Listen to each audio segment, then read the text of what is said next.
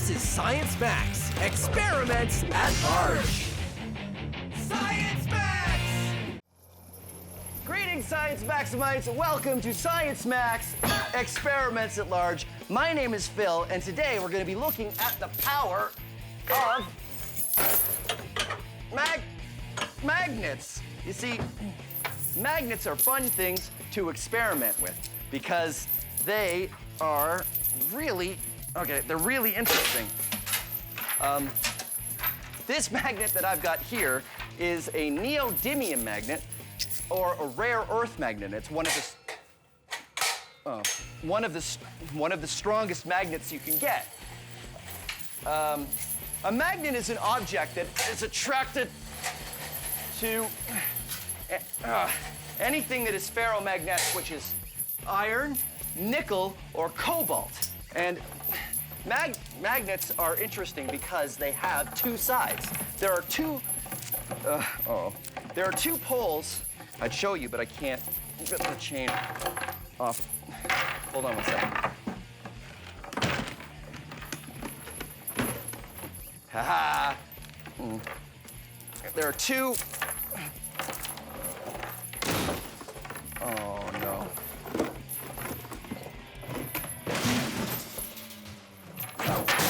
There are two poles to every magnet, just like the Earth. There is a North Pole and a South Pole. That's right, the Earth is a giant magnet. So, if you take kitchen magnets, you'll find that there's two different poles. I've written north and south on these ones. They don't normally come like that. If you put the north and the south together, they stick. But if you put the north and north or south and south together, they repel. They repel, see? They don't want to go together at all, and you can force them together if you want, but if you do, they will spring away the second you let them go. Whee! But when magnets repel each other, I find that some of the most interesting stuff. Check this out. This is just a small container, and I've got a magnet in here, and I have a loonie attached to it so that it fits nicely in the container like that. For the top, I've attached two magnets together, and I have another coin on it. And if you put them in there, I've made sure that the two poles repel each other, which means this magnet will just sit there and float. Magnetic levitation. Very interesting. And you can pop the top on that if you want and just carry around a levitating magnet. Now, there's a couple fancier ways you can levitate stuff with magnets. This is just a wooden frame I've made. This is completely not necessary. You can use just about anything in your house. A desk lamp works really well. The important part is I've tied a magnet to the end of this arm here, and this is a bolt, which is attracted to the magnet, but it's got a thread tied to it, so it can't get there. Just far enough that it will actually hang in mid-air. Look at that. It's not attached to anything. It's just being pulled up by the attraction from the magnet. The thing is, as soon as you pull the bolt away far enough, it will lose the attraction and it'll just fall. Very cool. Here's one that's a little bit more complicated, but is also really neat. This one uses disc magnets, which have a circle or a hole in the middle of them here. And you put two around a pencil and then four more in such a position that you can put the pencil against this wood on the side and it will just levitate on its own. You can even give it a spin. Look at that. And if you want to make the levitating pencil yourself, there's step-by-step instructions on how to build an easy-peasy version on our website. Meantime, we are gonna max this out. Magnetic levitation on Science Max Experiments at Large. But you're probably thinking, what are we going to levitate? Well, we're going to levitate me. At least, that's the plan. That's why I'm going to the Center for Skills Development and Training. Come on.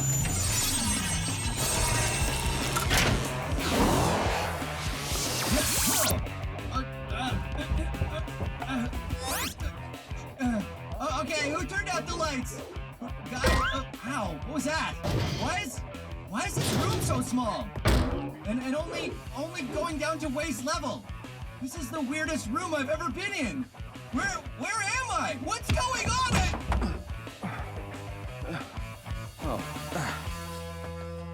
Hey, Matt. Hi, Phil. This is Matt. He's from Job Master Magnets. Now, you guys use lots of big magnets, right? That's right, we do. Awesome. So maybe you could help me max out this.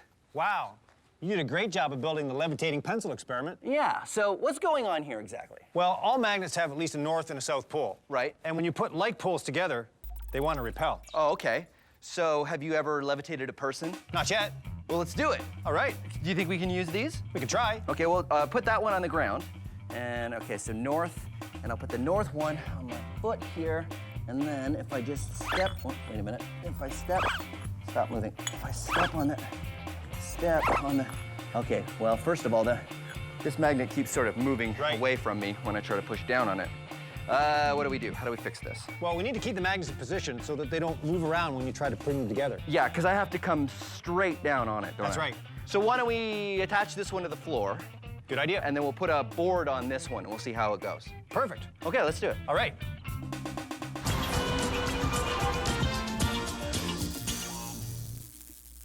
This is a magnet. This is a magnet. This is a magnet. This is a shoe. What's the difference? To know that, you have to know your magnets. This is a donut. It does not stick to this magnet. This is a spoon. It sticks to this magnet. These paper clips stick to this magnet. This shoe does not. So what is attracted to magnets? Only things that are ferromagnetic. Here's the difference. Horseshoe, horseshoe magnet. This one is a magnet. This one is not. But the horseshoe sticks to the horseshoe magnet because this one's a magnet and this one is ferromagnetic. Only things that are ferromagnetic are attracted to magnets. Things that are not attracted to magnets, they're not ferromagnetic. Plastic, banana, mitten, sandwich, magazine. No, but how do you know? Do you go around the world sticking a magnet to every single thing one at a time? Hey, Ma, I need you to come over. I need to see if you're ferromagnetic. No, ferromagnetic. No, you don't need to do that. First of all, only metals are ferromagnetic. So that eliminates all your clothing, your luncheon meats, your magazines, what have you. Everything that's non-metal, you don't need to worry about. Never mind, Ma, it doesn't matter. But this clock is metal. It doesn't stick. Well, not all metals are ferromagnetic. Mainly just the ones with iron, nickel, or cobalt. And there you have it. Now you know your magnets. I hit the phone on the magnet there. Okay, can you hear me, Ma? Hang up the phone. Hang up the phone, Ma. My first attempt at levitating had the magnet sliding all over. So the plan is to take the bottom magnet and attach it to a big wooden board so it won't go anywhere. Then attach another plank to the top magnet to make it a little easier to stand on. Okay, that is definitely attached to the floor. Thank you. All right, now, if I just get this lined up. Whoa, look at that. You can totally, oh, wait a minute. Totally, it doesn't want to stay put. Oh, wait a minute. They levitate. Come on, levitate. Why doesn't it want to stay? It just doesn't. Should I stand on it? Okay, I'll stand on it. Here we go. And, am I levitating? No. No. So why isn't this working? Well, just like your pencil experiment, we need a shaft through the center to hold the magnets in position. Oh yeah, maybe we could use like a ring magnet. Yes. That like we used with the pencil. Right. And we're gonna need stronger magnets. we're gonna need stronger magnets. Are the ring magnets strong? Yes, they can be. Awesome. All right, let's do it. All right. Now it's time for a Science Max quiz. Which one of these things do we have magnetism to thank for? Birds flying south in the winter, music, or a sandwich? If you picked A, you're right. Some birds migrate in the spring and fall using the Earth's magnetic field. Many animals can sense the Earth's magnetic field and use it to navigate. Migrating birds fly hundreds or thousands of kilometers north or south when they migrate in the spring and fall. A compass works the same way, by using magnetism to point to the Earth's magnetic North Pole. But if you picked B, music, you're right! Here's some music. The way you're hearing this music is because the musicians recorded their instruments using microphones, which use magnets. And then the signal was translated by a computer and stored on its hard drive, which uses magnets. Then it was broadcast to your TV and comes out your speakers, which use, you guessed it, magnets. And for those of you who said you have magnetism to thank for your sandwich, haha, well, you're right. You see, you'd probably go to the kitchen to make that sandwich, right? Well, I'm guessing you got all of the tasty ingredients from your refrigerator? Well, it works on electricity, which is produced by magnets. And then there's an electric motor in the fridge that circulates the air and keeps it cool. And guess what? Magnets. And finally, the door on your fridge stays closed because the door has magnets. So there you go. You can thank magnetism for birds flying south, music, and your sandwich. It just goes to show, when you're talking about magnets, everybody wins because magnets are everywhere. This has been a Science Max quiz. Mini Max! Here's an experiment you can do with a bag of water. Take a sharpened pencil and carefully push it through the bag. If you do it carefully, it won't spill. The reason this works is because the bag is made of polymers, long stretchy chains of molecules, and also because the pressure of the water against the pencil prevents any water from spilling out. Now, we're gonna max it out. This is a very large bag of water, and here I have some very large pencils. You ready? Oh.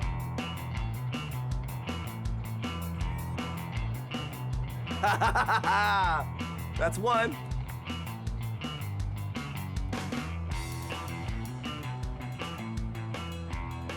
That's two. Here we go. Should I go from the bottom?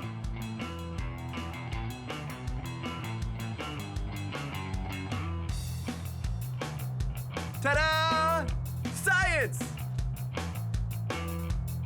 Okay. I know what you want.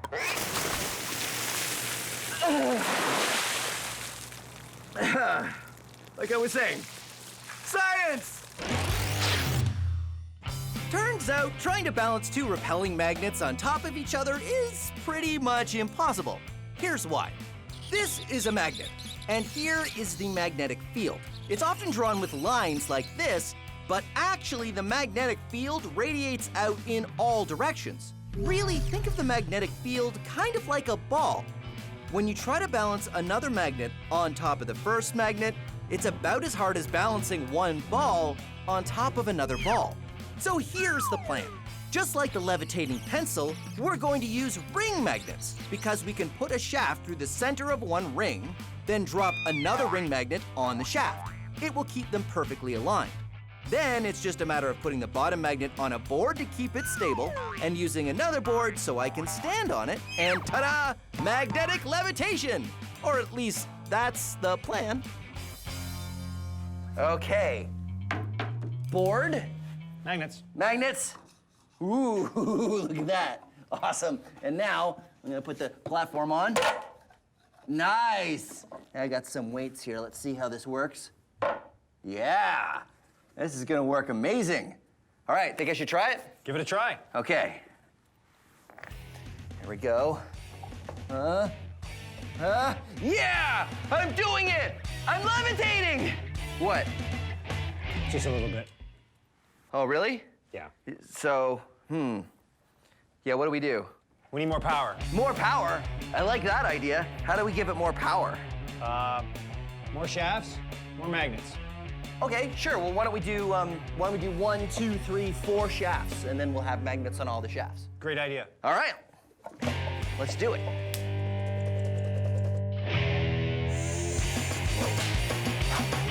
Mini Max. If you attach something ferromagnetic like this washer to a magnet, not only does it stick, but the magnetic field travels down the metal, making it a magnet too, which means you can stick more and more things to each other, and they will continue to stick until you run out of magnetic field. You can do this yourself at home with anything ferromagnetic. Paper clips work pretty well, or washers like I have, or screws or bolts, and they'll continue to stick to each other as long as the magnetic field is strong enough. You can see it's getting pretty weak here. And they'll all stay magnetized as long as the first one is still attached to the magnet. But if you want to go even further, all you need to do is keep adding more magnets to reinforce the magnetic field. I've got a few here, like this. Let's get the chain started, like that. And then I've got a magnet attached to this washer, so it will keep the magnetic field strong. And I continue to add one magnet, one washer, and we'll just see how far I can go.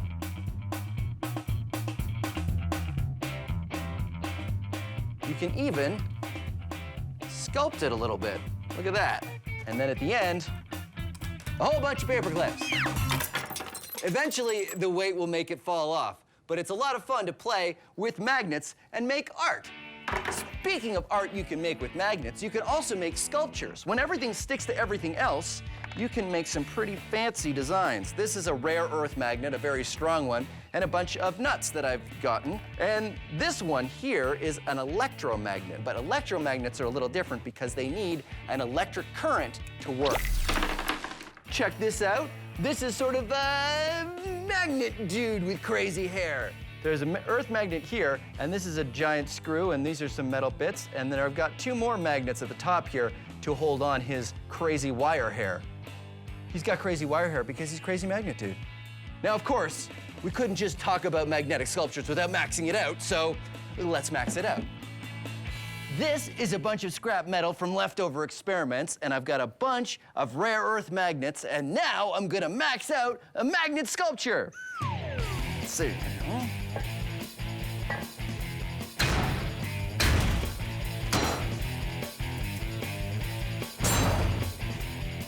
There you go, a maxed out magnet, me! I made this guy out of metal pipes with earth magnets in between, and these are his arms attached, of course, with magnets. His hand, his little metal pieces attached with magnet. Steel wool for the hair, and of course, hat, non-magnetic. All right, here we go, ready?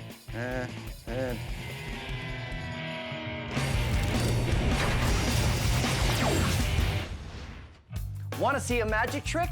Simple copper tube. Drop things through it. Nothing unusual happens, but watch when I drop a magnet through. What? It's not magic, it's science. Because the magnet creates a magnetic field, when it goes through the tube, the magnetic field repels the magnet upwards. Now, the field isn't perfect, so the magnet doesn't come to a stop, but still, it slows down from a fall to a nice, graceful drop. Take a look from above. Pretty amazing, right? Magnets. Not magic, science.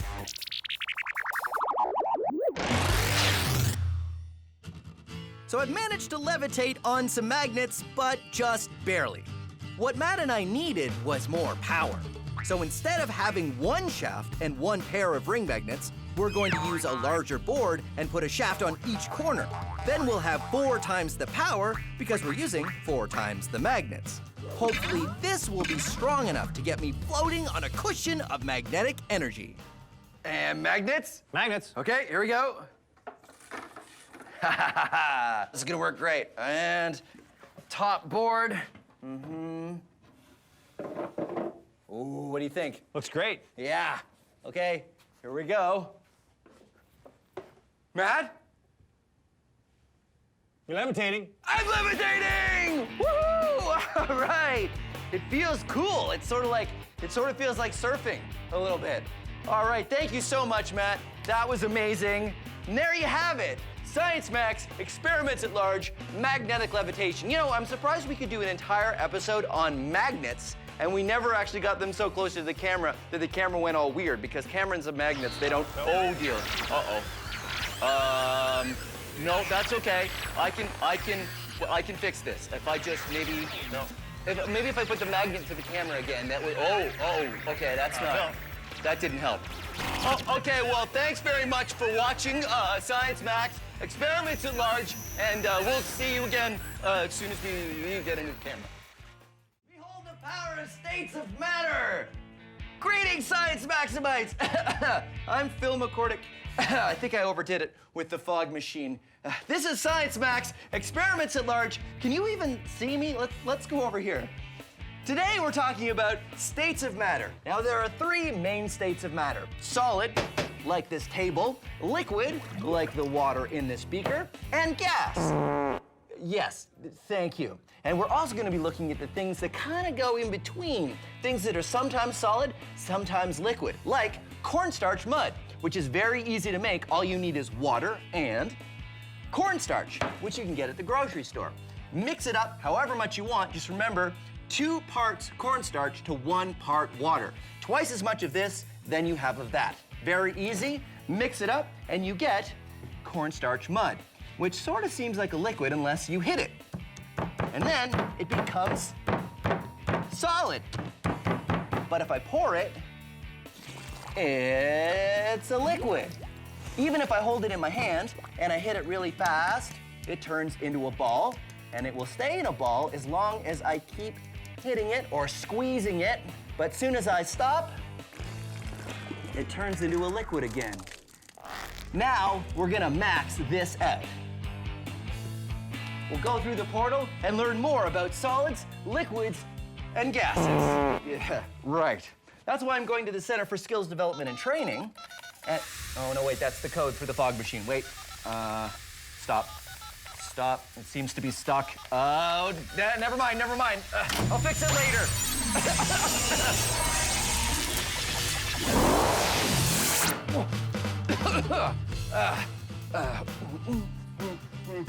Right.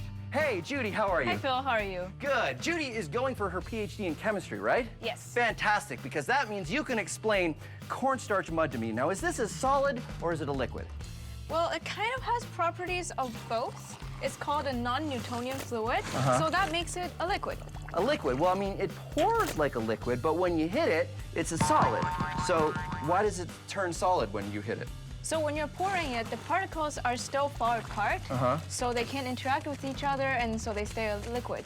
But when you're hitting it, you're jamming the particles together, and they line up to become a solid. Now, does it still work the same way if we have a lot more of it?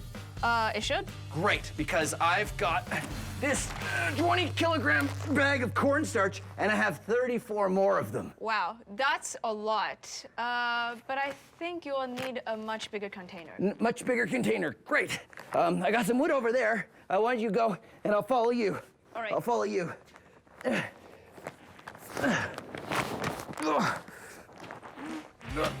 I'm coming.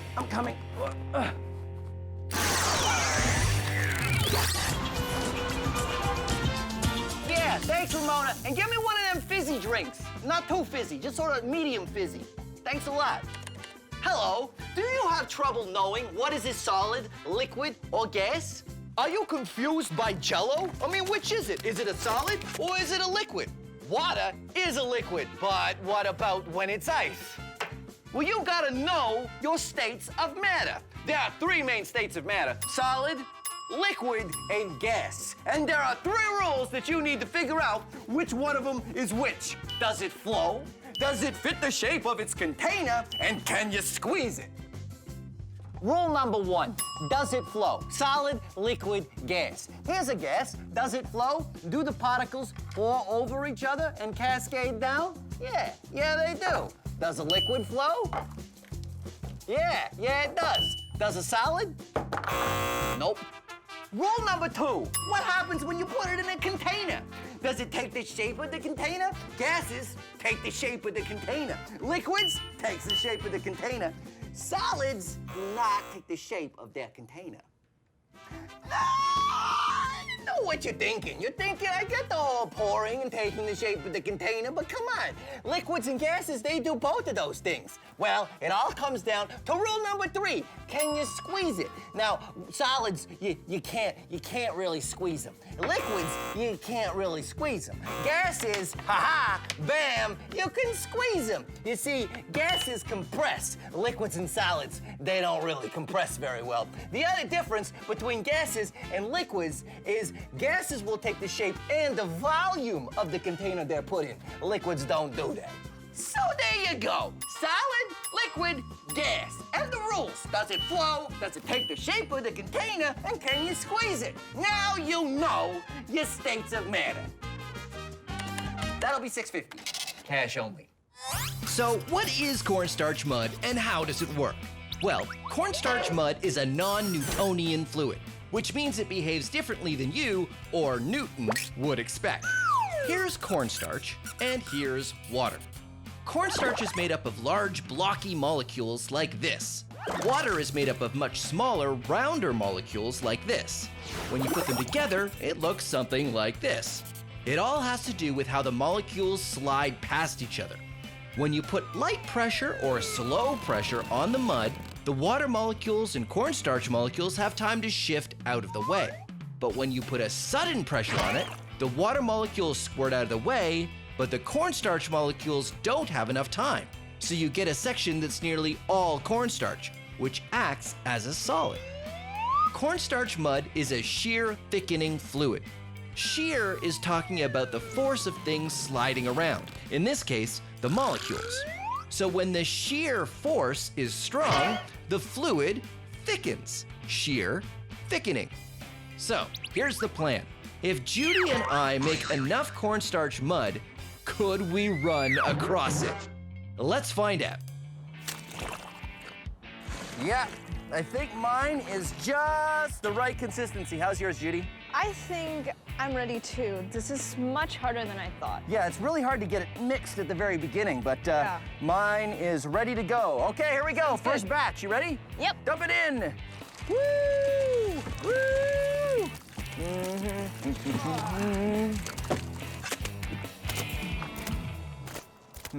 I thought that would be more. I thought so too. It's really not filling this up very much, is it? No. Huh, that's a lot of cornstarch. This is great, but I think we're gonna have to go a little faster than this. I think we need some sort of mixing device. Yeah, I mean, we don't have to do this by hand. We can get some sort of machine to help us. Yeah. Right on, high five. Oh. We shouldn't high five when we have this stuff on our hands. Nope. Yeah, good call.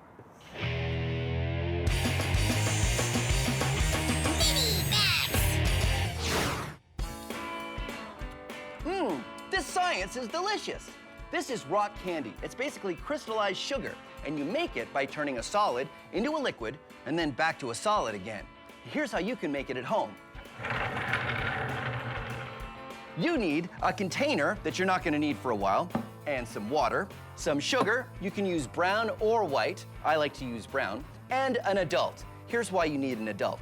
You want to dissolve 3 cups of sugar into every cup of water, and you can't do that unless you heat the water. So get an adult, a saucepan, and heat the water up, pour the sugar in, and keep stirring until it's all dissolved.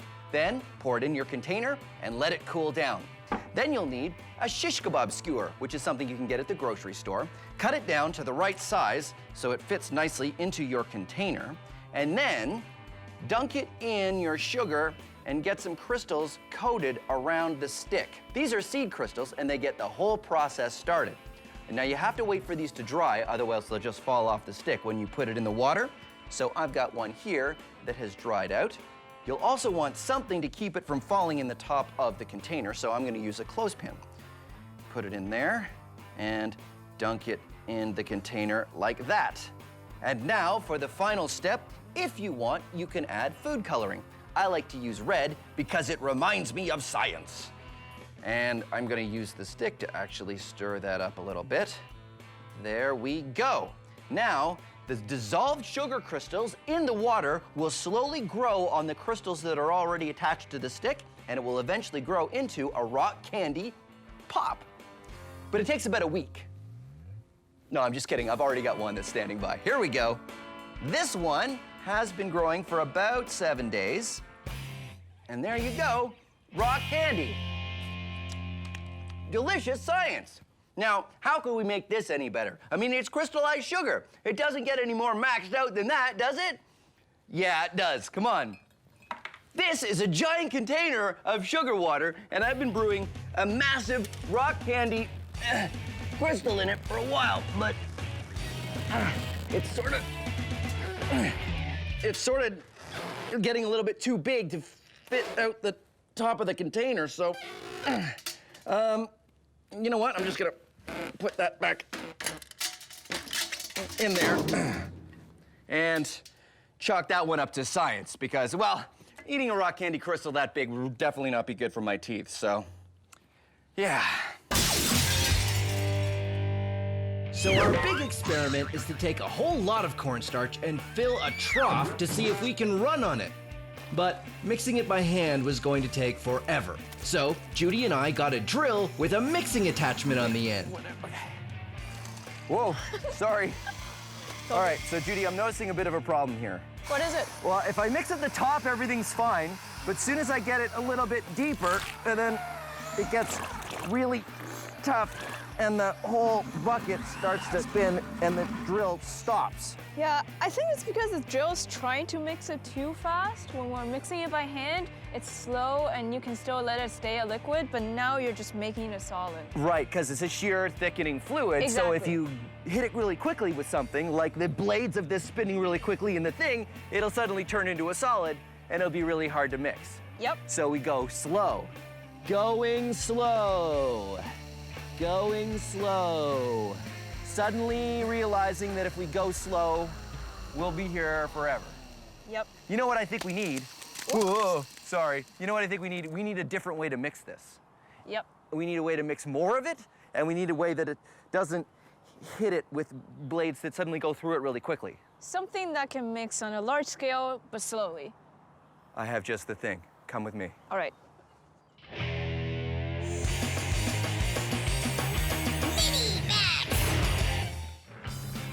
The interesting thing about bubbles is they're a gas surrounded by a liquid. So get some dish soap and some water, and then be science maximites and find things around the house that you can make bubbles out of. Just about anything that has holes will do. Or I like this one. I call it the loud bubble.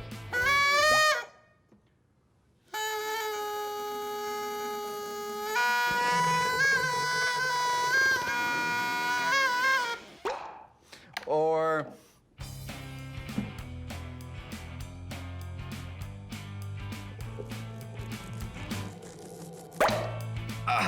now it's time to max it out. I'm here at the Ontario Science Center, and this is Anthony. Hey, Anthony. Hey, how's it going? Good. So you are amazing at bubbles. I am. I've been practicing for a while. Let's get started. Okay. You're gonna make an okie dokie sign like this. Uh-huh. You're gonna dip it right into our bubble solution. Come on, get right in Okay, there, right right in in. there. Make sure you get it all. Oh, that's a little too much. Well, That's then I good. can make two. And then you're gonna keep that okie dokie sign. You're gonna blow very gently.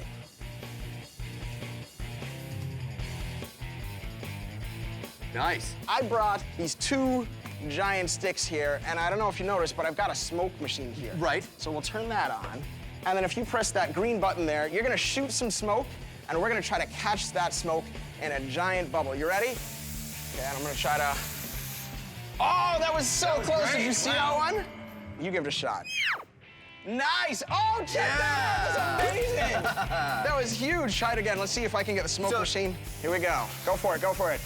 Push right towards. Oh, check that out! You did it! Look at that! Look at that! No! Smoke, and it bounces on the floor because the floor, it doesn't have any oils like our hands do. Isn't that amazing? That was oh my great. God, that was so cool. That was great. You know what I think we should do? What's that? Giant bubble, tons of smoke. Done. Okay, here we go. Let's do it. You ready? Giant bubble, tons of smoke. Go. Awesome! Oh my God! Look at that! Amazing! Look at that! That's crazy! Maxed out bubble. Well, there you go. Giant smoke-filled bubbles. Awesome! Yeah! Judy and I tried mixing the cornstarch mud using a drill with a mixer attachment, but it didn't work. We should have known better. Here's the mixer in our cornstarch mud. Usually, a mixer works by going really fast and mixing everything together. But remember that cornstarch mud is a shear thickening fluid. So, when the blades of the mixer tried to go fast through the cornstarch mud, it did what it always does, turn solid. The faster and harder you try to move it, the more solid it will become. This means the only way to mix it would be if we made the drill go very, very slow, which wouldn't speed things up at all. So with the drill another lost cause, Judy and I need the biggest thing around that could mix stuff up. Come on back. Good. Little bit more. Perfect.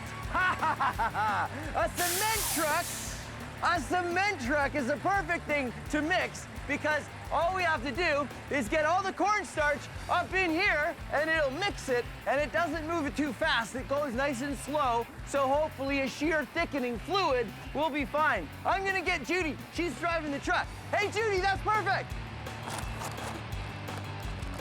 The only problem is we needed to get all of those bags of cornstarch into the hopper of the cement truck. I didn't think it'd be this messy.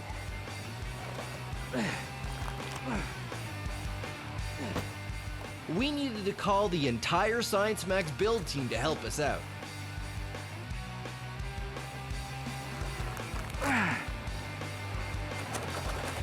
This is possibly the messiest thing I've ever done. Awesome! Woo!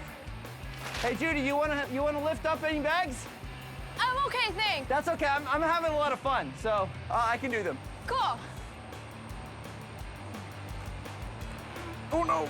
Oh no! Oh no! Yeah! I got most of it. All right, I think we're done. I think that's enough bags. Let's start the mixing! So, what do you think, Judy? Do you think it's gonna work? I think so, because you're mixing at a very large volume, but at a very low speed. Yep. So throughout the process, it'll stay a liquid until we're ready to run across it. That sounds exactly like the kind of science I like to see. You know what I really like is that every time I move, more cornstarch comes off. It's like I'm a human fog machine.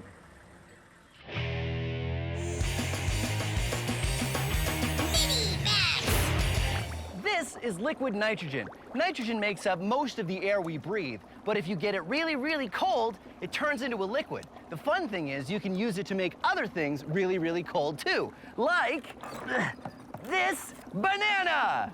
I have frozen this banana solid thanks to the liquid nitrogen, and normally a mushy banana would not be able to hammer in a nail, but whoa, because it's frozen, I can hammer this nail into this block of wood. So that got me wondering, if I can turn a banana into a hammer using liquid nitrogen, could I turn a pumpkin into a sledgehammer? Let's find out. Pumpkin sledgehammer, take one.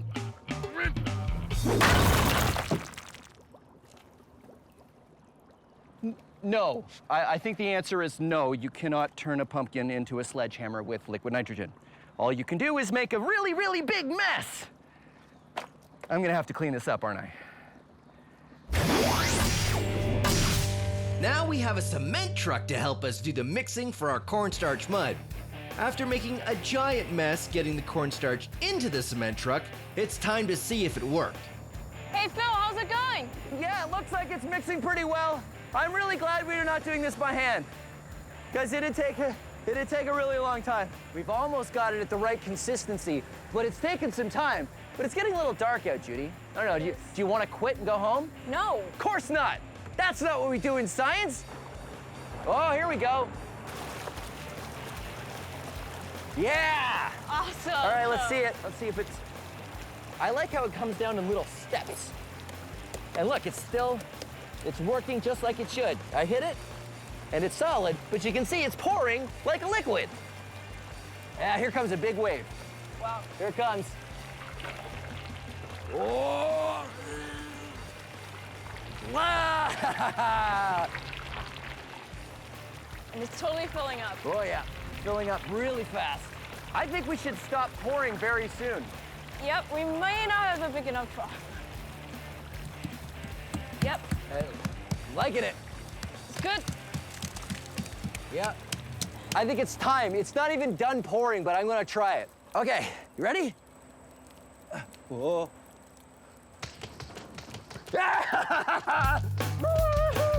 Oh, and you did it!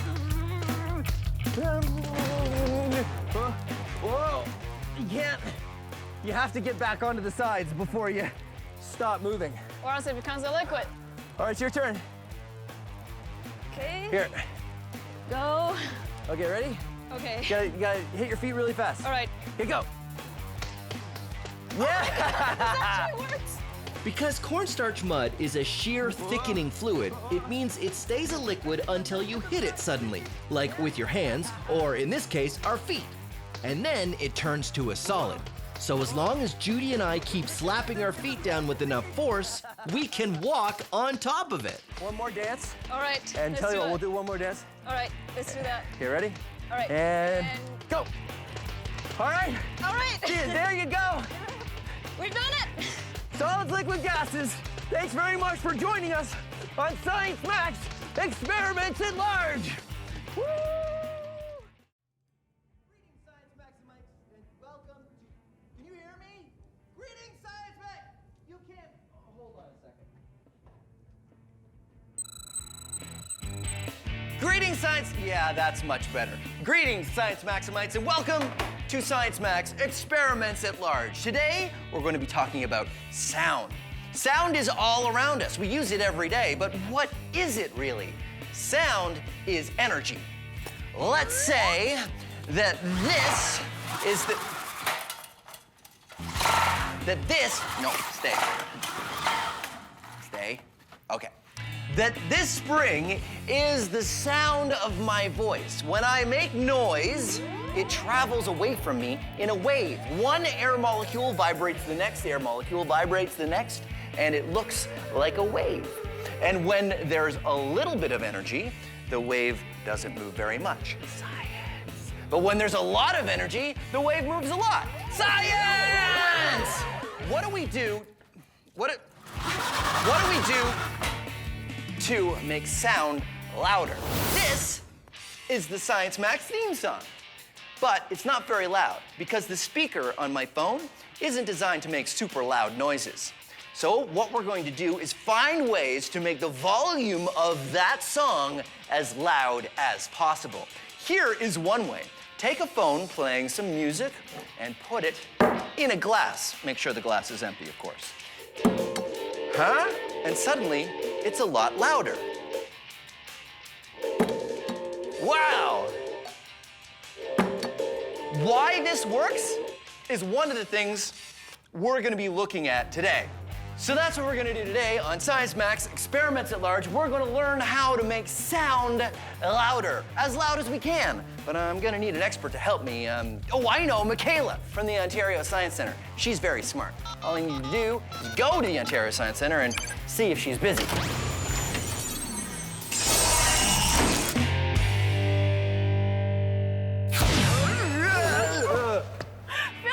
Are you okay? Yeah, Michaela, it's good to see you. Nice to see you too. That was weird. I was wondering if you could give me a hand with an experiment. Oh, I'd love to, yeah. It's a sound experiment. Sounds awesome. Right on. Okay, we'll take the portal. We'll go back to Science Max headquarters. Oh, we can take the portal?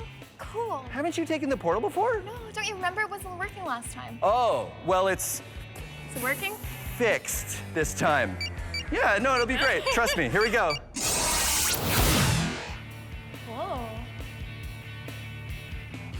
What's going on, Phil? Is everything okay? Usually when I come through the portal, I land on something or something falls on me or... Not today. It's your lucky day. I guess so. Safe landing. Safe landing. Nice. High five. All right, so let's get started. Okay, cool.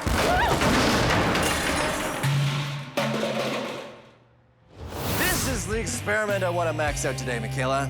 I know. Pretty impressive, right? No, hold on. So I take my phone and I play some music on my phone, and it's louder, right? Check it out. Phil, you've just made yourself a resonance chamber. A resonance chamber. A Very resonance nice. chamber is what we say when we're trying to describe how the sound is amplified. So if the sound's coming in from one direction, it's bouncing around, not really losing energy. So when more sound comes in, that's amplified. We hear it a lot louder. That's cool. So that's what I want to do. Hold on, let me turn this up. That's what I want to do today. I want to max out as much sound as we can get out of the Science Max theme song, which I'm is so excited. totally awesome. So what else can we do to do that?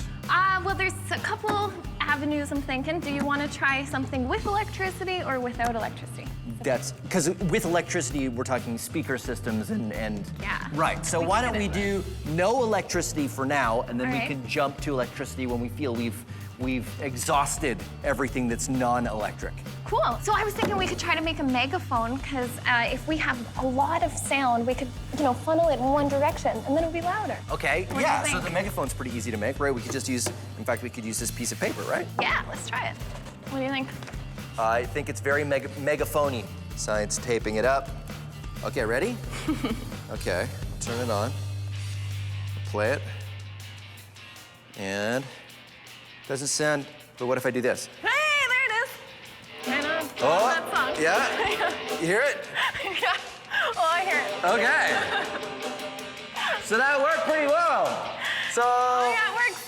Works, Phil. so this is pretty easy, right? Yeah. Megaphone? Oh, yeah. So why don't we max this out? Why don't we make a giant megaphone and see if it makes a big difference? I think it will. Let's do it. Sounds good. Let's get started.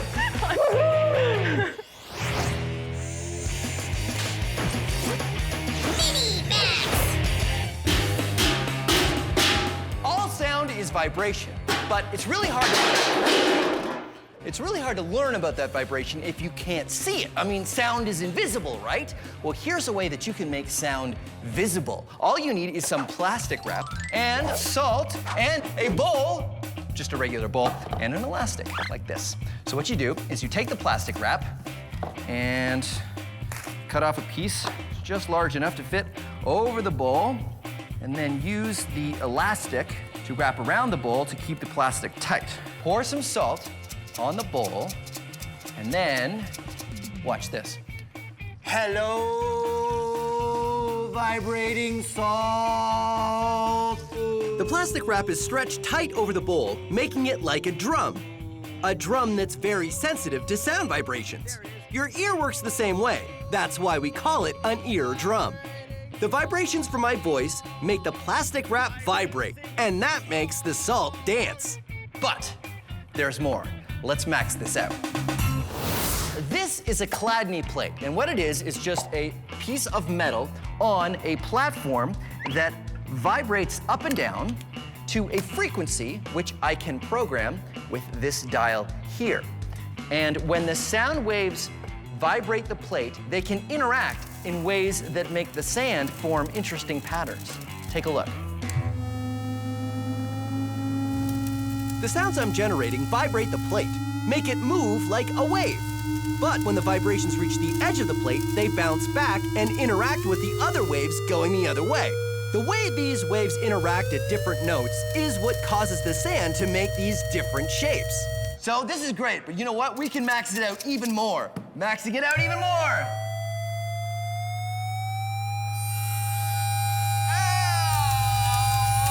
Okay, that's about as much as I can take of that. Whoa.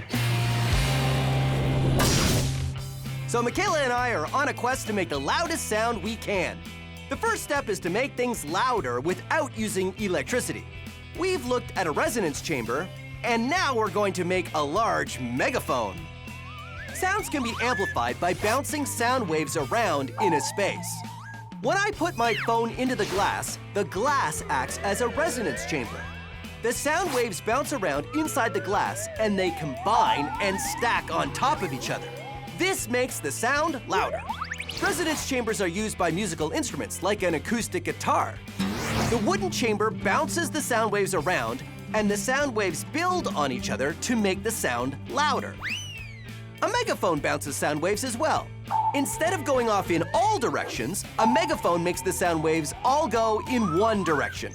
That's one of the reasons why a megaphone makes sounds louder, but only when it's pointed at you. So will a bigger megaphone work better? So we've made a larger megaphone, which is exactly the same thing. You just take a sheet and you roll it up, except our sheet was plexiglass covered in paper, and we've taped it together so it stays. And the idea here... Oh yeah, bigger megaphone. We're gonna vibrate even more of the air inside of here, and hopefully this thing will be louder. Okay, so you're ready to try it with the phone? Yeah. I think first we should try it with our voices, though. Okay. Now, what's your favorite season? Awesome, I can totally hear you. That's amazing. And it would be fall. No, summer. Spring? Think It's about it. anything but winter. So the maxed out megaphone worked, but we still had to try it with my phone. Okay. Not bad. Yeah? Oh yeah. Oh, definitely. How about now? No, not so much. Not so much. Oh yeah. Nope. Nope. So that is a That was great cool. example of non-electrical amplification. That's right. Amplified the sounds, no electricity. Okay, high five. All right.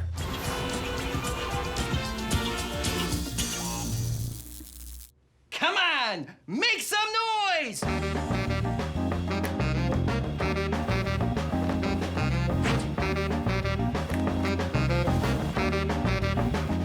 Well, how do you make noise? Well, to know that, you gotta know your sound. All sound is vibration. Here, take a closer look. You see? You got... Okay, let's try this again. All sound is vibration. The string of this guitar vibrates, which vibrates the air around it, causing the sound that you hear. Your vocal cords vibrate in your throat, causing you to make a sound. Ah, ah, ah, la, la, la, la, la, la. Look at this thing. Look at this thing. See how it's shaking back and forth? It's vibrating. Things that make a high sound, they vibrate faster. Vibrating really fast. Things that make a low sound, vibrate slowly.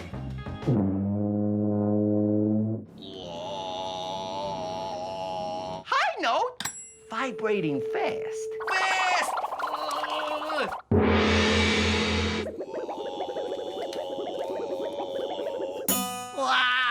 That's vibrating.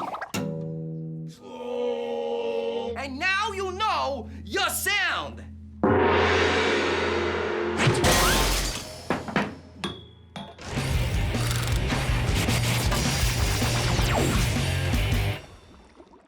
Everything has a resonance, a note that it vibrates best at.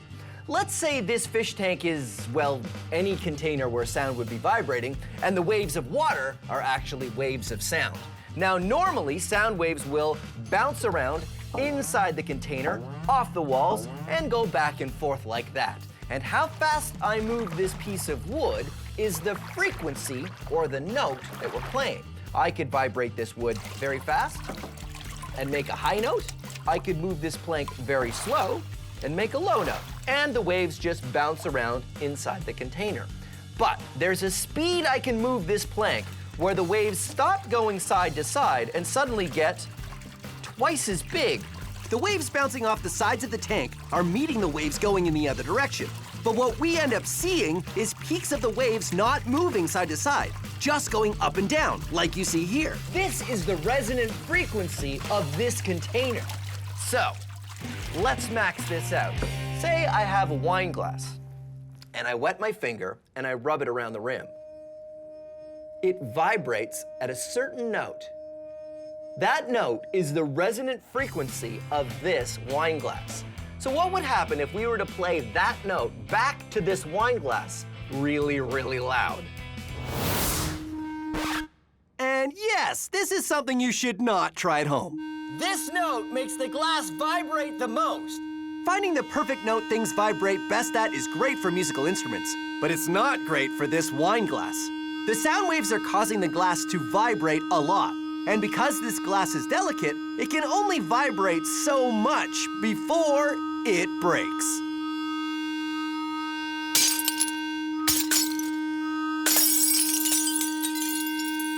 The vibrations were so strong that the glass literally shook itself to pieces. Science! Sorry. Science! Oh, wait. Science! Michaela and I have tried a resonance chamber and a giant megaphone to make sound louder. Now it's time to move on to the next step of the plan, using electricity to help us amplify sound. And that means speakers! So, speakers that you have at home, 3 different speakers here, right? Looks 3 really different busy. cones. Yeah, there's a lot going on. So, what's the deal? Well, here at the bottom, we have a subwoofer. Wait a minute, a subwoofer. Subwoofer. So it's a woofer, the word is woofer, Yep. and it's, okay, so it's for dogs, right? No, a subwoofer is for low notes here in our speaker. Ah. At the top here, we have a tweeter. So it's for birds. It's birds, dogs. So let me guess, low notes? Yeah. Tweeters, high notes? Yeah, high notes. And then we have this guy here in the middle, and that's called your mid-range speaker. Oh, that's not nearly a cool name. Now we have speakers, we've taken a look at that, but why don't we take one apart, Cool. right? Yeah, let's do it. I've got this one here that I spilled juice on, so it doesn't work anymore. So I've kind of taken it apart. So Cool. it's got, Oh, man, that's awesome. okay, so it's got the cover. That's cool. So what I find interesting is there's the speaker and the wires, right? Because it's electrical amplification. But check this out. This is just a ring to hold that on. And the rest is just an empty box. We know what that is. Resonance chamber. That's right. So that's why it's an empty box. So Let's take this apart too, see what's going on. So that's the paper cone, right? So that's that's the drum, I guess. It's like the eardrum, the thing that vibrates. Yes, Yeah. this whole thing vibrates. So this whole thing. That's for electromagnet. When we turn this on, the electromagnet goes on and off, and it's causing this whole thing to vibrate. So that's how it works. It's the electricity turning the electromagnet on and off. Exactly. And it's on and off and on and off and on and off and on and off. And then it makes it vibrate at certain speeds, right? Hertz. The number of times it vibrates per second is hertz. What we could do is we could max it out with the speaker and plug the phone into the speaker. But this step does not feel like Science Max to me because anybody can do that, right? Yeah. You can just turn up your television right now, and that's pretty much the same kind of thing. We need electrical amplification, but maxed out. Max it up. What are you thinking? Okay, so I've got a friend, and he's got a stereo system that he built, he put together, and what he does is he tours different cities. So he said he'd bring it by Science Max headquarters. He's gonna bring it here? We gotta go outside. We can see this thing. And it's very loud, so we have to go outside. When's he coming? Right now. All right, let's go check it out.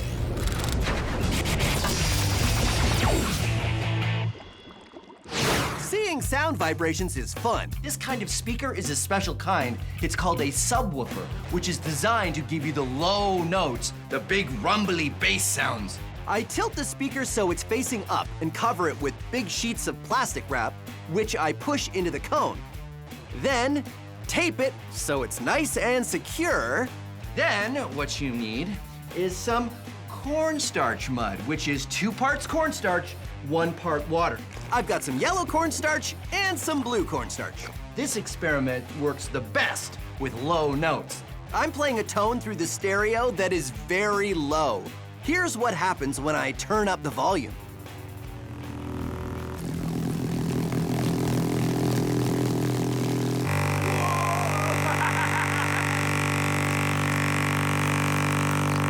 It's alive! You see, cornstarch mud is a shear thickening fluid, which means when you impact it, it turns solid. So the vibrations from the speaker cone are making the cornstarch mud impact, and that's turning it into a solid. But then it sort of also melts back into a liquid, so you get little columns of cornstarch coming up and falling down again. It's like it's dancing. Whoa! Visual sound waves. Science! So Michaela and I are going to max out sound. To do that, we need a maxed out sound system. This is gonna be amazing. This is gonna be super maxed out sound experiment. This is James, Michaela. Hey, James, how are you? Thanks for coming, buddy. Nice to meet you. So, tell us about your speaker system. It looks a lot like a vehicle.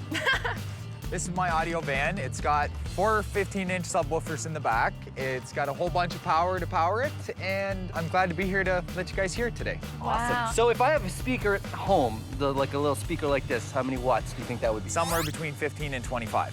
15 and 25 watts. Yes. And you've got 4,000. Yes. So that's a lot more. Yeah, quite a bit. And subwoofers, they play low notes. Yes.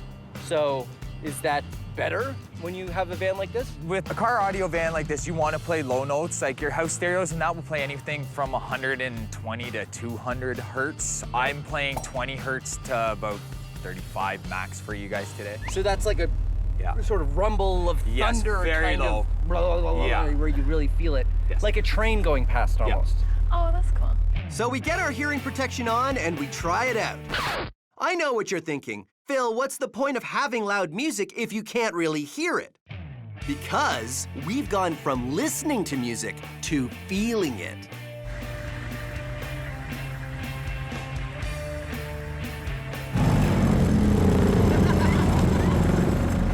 The sound waves are so strong that they have become a physical presence. Michaela's hair flies around because the air from the speakers is creating shock waves. The sound waves are so powerful, they move the air back and forth, which makes Michaela's hair dance all over the place. And my hair, not so much.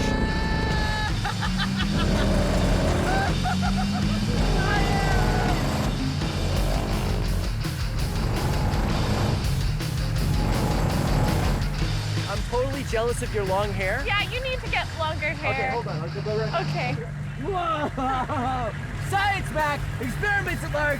Super sound! High fives! Yeah, Okay, ready to go again? So cool. Yeah, let's do it. Okay, here we go.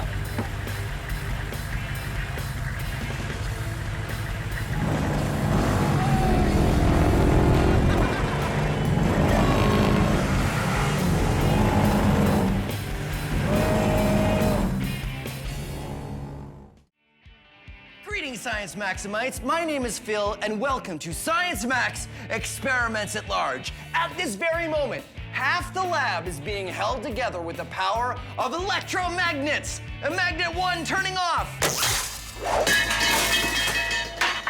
Electromagnets are a really cool and powerful way to interact with the world. And when I say power, that's because you need power to make them work or not work. Magnetism is an invisible force that has to do with the magnetic fields created by magnets that lets them attract things that are metal or each other. But electromagnetism is a little different. You see, magnets are magnets all the time. It's because of what they're made out of. Electromagnets are only a magnet when you have an electric current going through them, which means you can turn them on or off. Today, we're gonna be building an electromagnet. Oh, that was the wrong switch. Anyway, like I was saying, today we're gonna be building an electromagnet.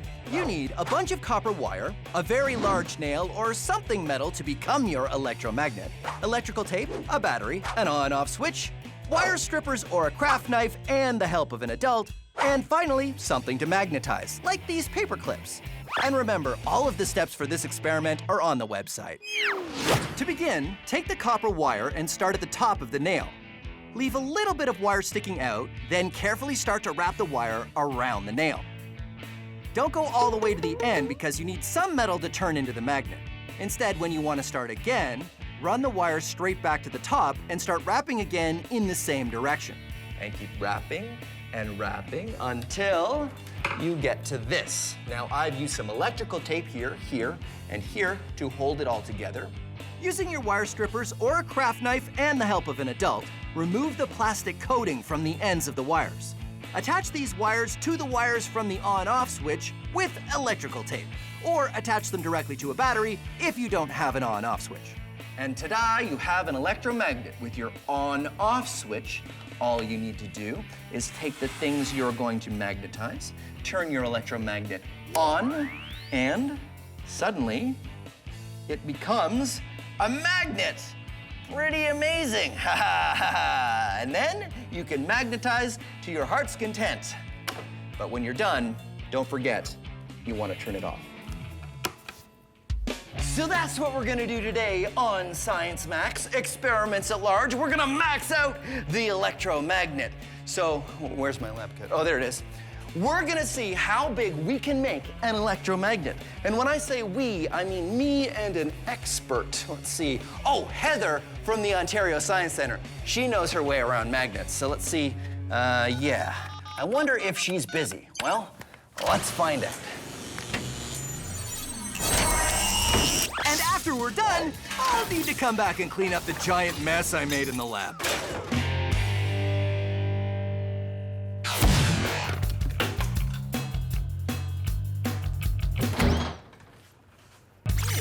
Hey! Hi, Heather, how are you doing? Good to see you, Phil. I was just wondering if you could help me with something. Are you busy? No, I got time. Okay, great, because I'm gonna make a giant electromagnet experiment and I need your help. That sounds like a lot of fun. Okay, great. Let's go back to Science Max headquarters. Oh, we'll via the portal? Yeah, by the portal. Oh, okay. You sure? I yeah. know you're hesitant, so I want to reassure you, nothing will go wrong. Great, okay. Okay. Oh, hey, we're here. We're outside. It's okay, it's no, okay. Don't worry about it. No, No, I think it's fine, definitely. it's fine.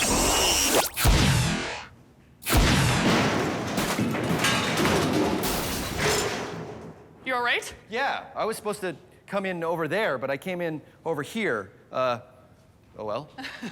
So today, Heather, I want to max out the electromagnet. Turn it on, and it's a magnet. Pretty good. And turn it off, and it stops being a magnet. I want to make this into a much bigger, maxed out version. All right. So what are some of the things we can do to do that? Well, actually, if you have a larger battery, one that has a higher voltage, we can try that for sure. Okay, that so will help. there are batteries that are 12 volts? Yes. We could try one of Give it those? a try, I think for those sure. are like bigger, right? Yeah, bigger, more powerful, absolutely. Now, that's one thing you could do. You could also increase the number of wraps of our coil here. So how many times we wrap that wire? Yes, we'll increase that magnetic field, making our magnet stronger. And of course the nail, which is important because that's the thing that eventually becomes the magnet, right? Right on, yes. So what I thought we would do is we would start with a bigger nail. Oh. What, right? So larger battery. Yes. More voltage and a lot more wraps of the wire. Right on, and we have more space for that now, which is smart. Good job. Great, okay, so we'll get to work. Great. Max Historica.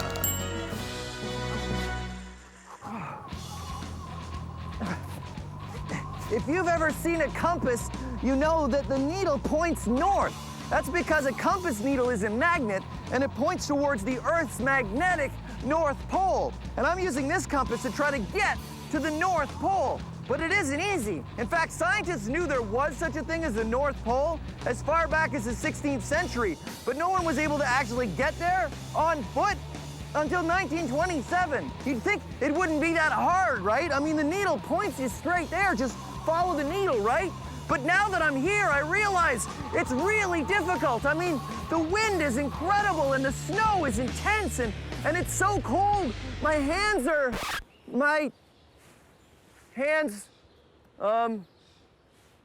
yeah. So, okay, we're not really at the North Pole. We were just sort of recreating that. But still, I salute the brave explorers who tried to make it there in the name of science. And I got a sense of it because the wind from the fan and the fake snow was. Okay, everybody, let's pack it up. I mean, that was pretty good. I just didn't know about that other camera. So, back to our main experiment, where Heather and I are building a larger electromagnet. An electromagnet works like this. When an electric current is traveling through a wire, it creates a magnetic field. If you wrap that wire around something ferromagnetic, that's something made out of a metal that is attracted to magnets, like an iron nail, then it becomes a magnet. You can make a magnet stronger by wrapping more wire, which gives more distance for the current to travel, increasing the magnetic field, and you can also increase the strength of the current. Heather and I start with a coil of 30 meters of wire and start wrapping. And wrapping. And wrapping. There, the wire is now all done. And remember, if you're doing this at home, do not use a drill unless you have an adult to help you out because drills can be very dangerous. This one goes at a very slow speed, so it was okay. But yes, definitely an adult supervised activity. Then we attach another on-off switch and make some leads that connect to a 12-volt battery. So, more wraps of wire and more current means the electromagnet should be stronger. Okay, so we're gonna try this electromagnet and we're gonna pick up this stuff right here. Great. Ready? You ready? Yeah. 3, 2, 1, go! Is it on? Yeah. Wow, it really does, you can't tell it it's on, but. No, but bring it closer and... Oh yeah, look at that. Okay, we turn it off. All right. Let's see if this nail can pick up this nail. All right. Ready? Ready? Go. Oh. Okay, how about this side? Oh, no. No. I don't think we're strong enough. It's not strong enough. I think that we need to max this out even more. Even more? Right. So I'm thinking there are a lot of appliances that use electromagnets, meaning it's already set up, it already has tightly wound coils and high voltage. So we're in a lab here. Maybe do you have old appliances around? I have parts bins with a whole bunch of stuff. Maybe we could find some electromagnets in those. Let's do it. Okay, great. Let's go.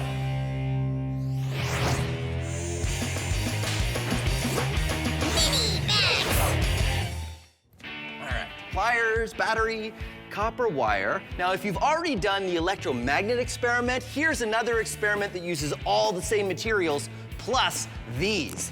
Ha! Neodymium magnets, some of the strongest magnets you can get. So, here's what you need. A battery, some neodymium magnets the same diameter as your battery, copper wire, and some pliers. So here's what you do. First thing is you put the batteries and the magnets together like that. Then what you want to do is bend the wire so it's touching the top of the battery and goes around the battery and then touches the magnets at the bottom. Here's what that might look like. I say might because you can do any shape you want. I've made a coil here. And if you put it over the battery, you'll see it only touches the very top of the battery and the magnets at the bottom. And if I let it go, it spins. It's a homopolar motor.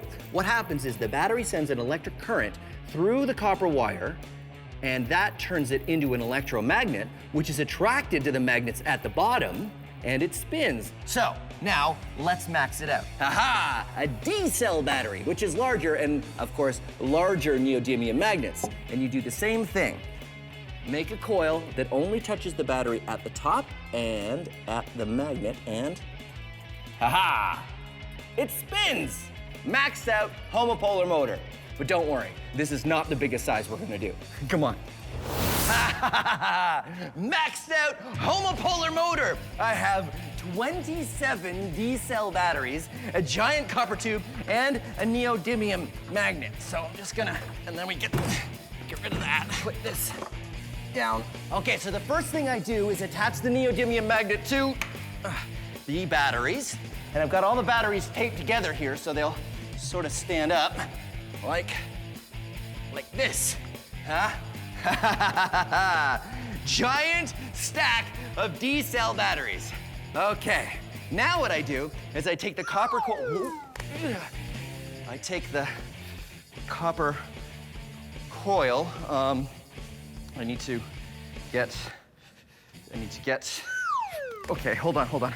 I got this. I just need to get the copper coil there. I did it. Okay, so I take the copper and I put it on top of the D-cell batteries like this, and then I let it go. Let it go. Nope, whoa. Homopolar motor. Okay, so that didn't work, but that's okay. I like it when it doesn't work, because that's science. It's not science if it works perfectly every time. I mean, you gotta have some room for improvement.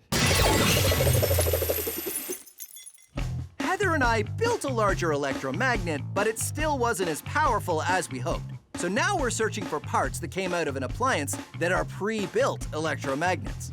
What about this? I think that'll do the trick. Do you think that does look like an electromagnet, huh? It does, yeah. And there's a whole big bunch of copper wires coiled on Coiled that. around. So you think we can use this? Yeah, let's try it. Okay, great. We built the next version of the electromagnet.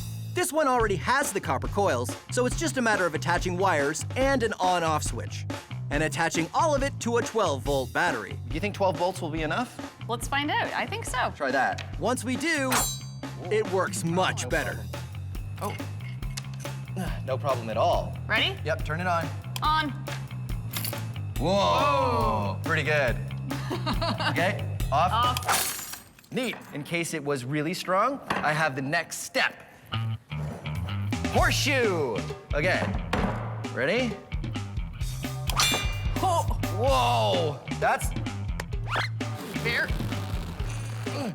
I can't pull that off. Okay, wait, grab this. Okay, Work together. yep.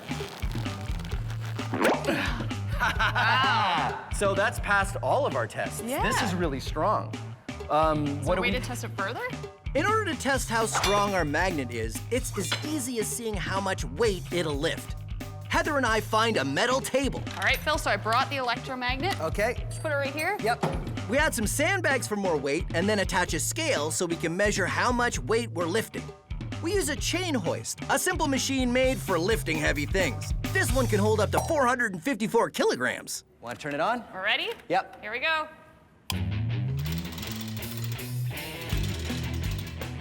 You can read on the scale how much weight is being lifted. And that scale is going up. Pounds on this side, kilograms on this side. We keep lifting until...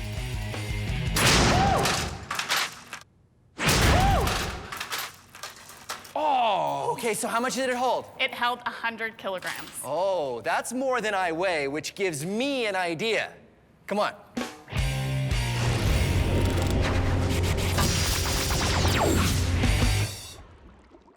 This is ferrofluid. It is ferromagnetic, which means it's attracted to magnets. And I know what you're thinking. You're thinking, it's not that interesting. Well, watch as I put it next to this magnet. Very interesting. And because it's a liquid, it behaves in very interesting ways. Watch this. Unlike most things ferromagnetic, like paper clips or iron filings, ferrofluid is a liquid, which means it behaves in a unique way. The spikes it creates are following the magnetic field lines of the magnet. You can see the magnetic field in 3D. It's even more impressive when we max it out. This is ferrofluid outside of a glass jar. Now, it's sitting in a pool around this electromagnet. And this is a dial which I can use to change the voltage of the electromagnet, making the magnet stronger. Watch this. Changing the current going to the spiral in the middle turns it into a magnet. The more current I put in, the stronger that magnet becomes, allowing the ferrofluid to climb the spiral to the top. And remember, even though it looks all spiky, it's still a liquid. I will demonstrate with my plastic spoon.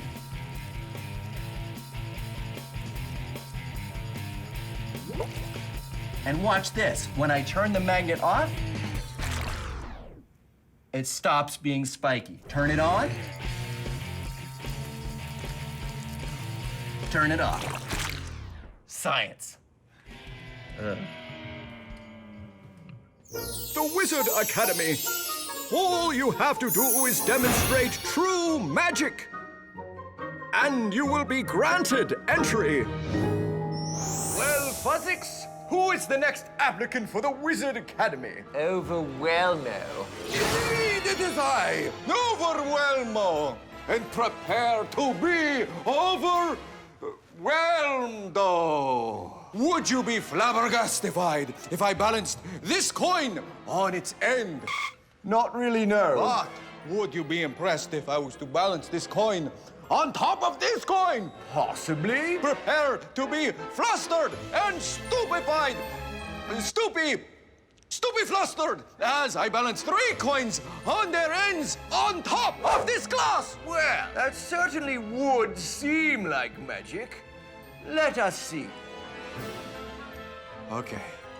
No pressure, Overwhelmo. You can do this.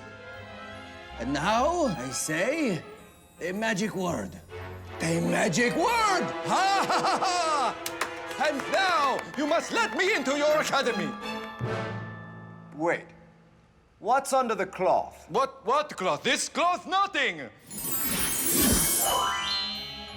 Oh! Is that a magnet? This? No! The pull of the magnet is what's keeping those coins up. The magnet is just strong enough to keep the coins from falling. No, this is set dressing. It's just... It was a good trick, but it's science, not magic. Well, yes.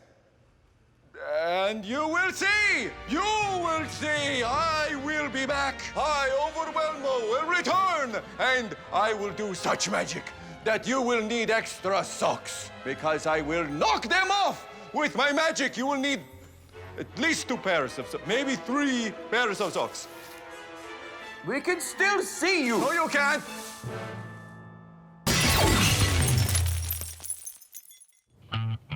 So back to our main experiment. Heather and I have created a very strong electromagnet that can hold a lot of weight. It held 100 kilograms. Oh. Which gave me an idea. All right, you ready? Let's do it. Electromagnets super maxed out experiment. We've got 2 electromagnets, 1, 2. And those are wired to 2 batteries, which are on my belt, just like this, so that I can carry them around. And we've got a crash mat here, because... We need to keep you safe because you're going to be using these electromagnets to get across this massive beam above us. That's right. I'm going to stick to this metal beam and go across with the electromagnets. Wow. We hope. I have faith. I'm glad you do. I've got helmet for safety, goggles for safety, gloves for safety, but in this case, sometimes a lab coat is more safe and sometimes it's less safe. This time, it will get all caught up, so no lab coat. All right, you ready to go? I'm ready. Let's do it. Okay. Oh my goodness. 1. Okay.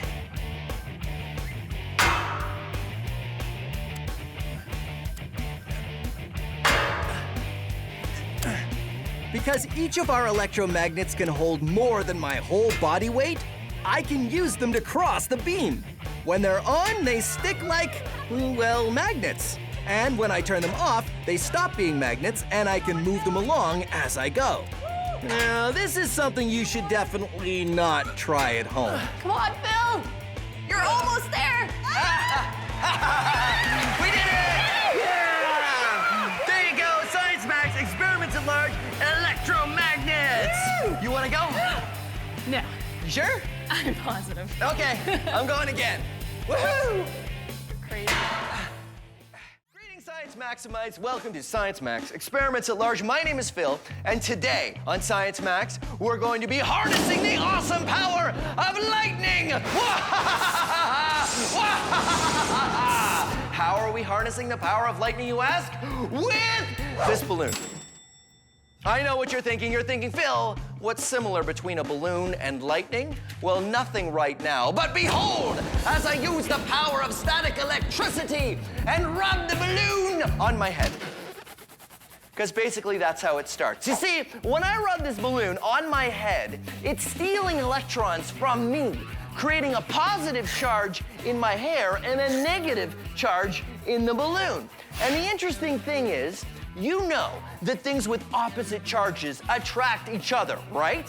Something that has a positive charge will attract negative things and vice versa. But anything with a charge will attract anything with a neutral charge. See all these things on the table? They all have a neutral charge, which means they've got equal amounts of positive and negative. Right now, this balloon is building up a big negative charge, which means it will be attracted to all of these things. This can of Science Max soda, it has a neutral charge. The balloon has a negative charge, which means the can will be attracted to the balloon. And this paper is neutrally charged, which means the paper will be attracted to the balloon. And if you hold the negatively charged balloon next to neutrally charged sugar, haha, sugar storm.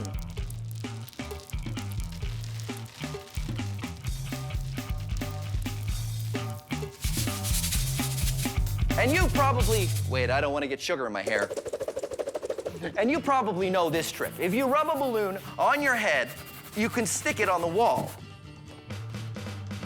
Ha-ha! But what does any of this have to do with lightning? Well, the same thing is going on with a lightning bolt. The clouds become negatively charged, and that negative charge wants to equalize itself with the ground, which is neutrally charged. And that lightning bolt is the electricity jumping from one place to another. And you can see this yourself if you rub a balloon on your head and you put it next to something metal like a doorknob. There'll be a spark. But here's another thing you can do if you don't have a balloon, which I guess I don't anymore. Rub your feet, if you're wearing socks, on a carpet, and then turn out all the lights and touch a doorknob. You might be able to see a spark jump from your finger to the door. That's lightning in a very, very small form. So that's what we want to do today on Science Max Experiments at Large. Max out lightning! I think I'm gonna go to the Ontario Science Centre and ask Heather her advice. She really knows her stuff. I'm gonna go see if she's busy right now. Come on.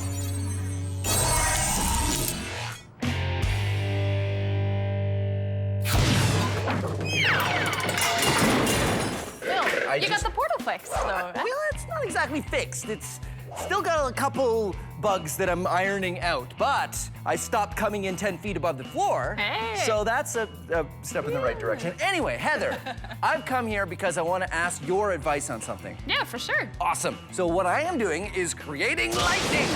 So this is where I'm at right now. So this is a balloon. I blow up the balloon, and then I rub it on my head, and it creates a static charge, right? Yeah. Just like in a lightning bolt between the clouds and the ground. And the ground. So I was wondering if you could help me maybe max that out, and I thought the perfect place to start would be a larger balloon. Ooh, right on. Actually, yeah, I like this. Yeah. I've got a big balloon, if you just give me a second. Sure. All right, catch. Okay. All right, giant balloon. So what I figured is I'll just start rubbing it on my head.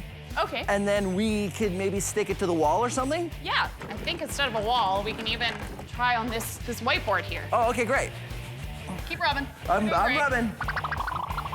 Okay, ready? Yeah. Here we go. So that didn't exactly work. Yeah. Both of us rubbing our heads on the balloon. Okay. And go. Wow, that was a whole lot of nothing. Well, we've got a really heavy balloon here. And I feel like our heads are only this big, so we can't cover as much surface area of the balloon. Fortunately, you can also build up a static charge by rubbing a balloon on a sweater. Or if your balloon is giant, rubbing sweaters on your balloon. Yeah. But even that didn't work so well. I think what we need to do is come up with a better way to create a difference of charge. Yeah, let's forget about the balloon. You have something else? I have something else really awesome here at the Science Center. You want to check it out? Yeah, absolutely. Yeah, all right. Should we take the sweater and the balloons, or should we leave them here? We'll leave them here. Okay. So here's how static electricity works. Normally, everything has equal numbers of positive and negative charges. That's when things are said to have a neutral charge. But when you rub a balloon on your head, the balloon develops more negative charge than positive because it pulls electrons from your hair. The same thing happens in clouds during a storm. The cloud develops a negative charge when water molecules start bumping into each other. A lightning bolt happens when the negative charge in the cloud gets so big, the attraction to the positive charge in the ground gets strong enough that the electrons can make the jump all the way from the cloud to the ground, and you get lightning.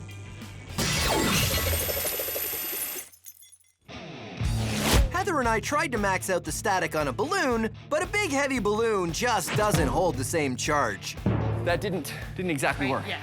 But we're only interested in maxing out the static charge, and Heather knows just what to use. Wow. So this is the Ontario Science Centre electricity show? Yes. Okay, so where's the electricity part? The one we're going to be playing with is right there. So the giant mushroom. Yeah, well, it does look like a mushroom. We're gonna make some sort of electricity salad. All right, head on up onto that platform right there. And I need you to put one hand on that silver ball, yes.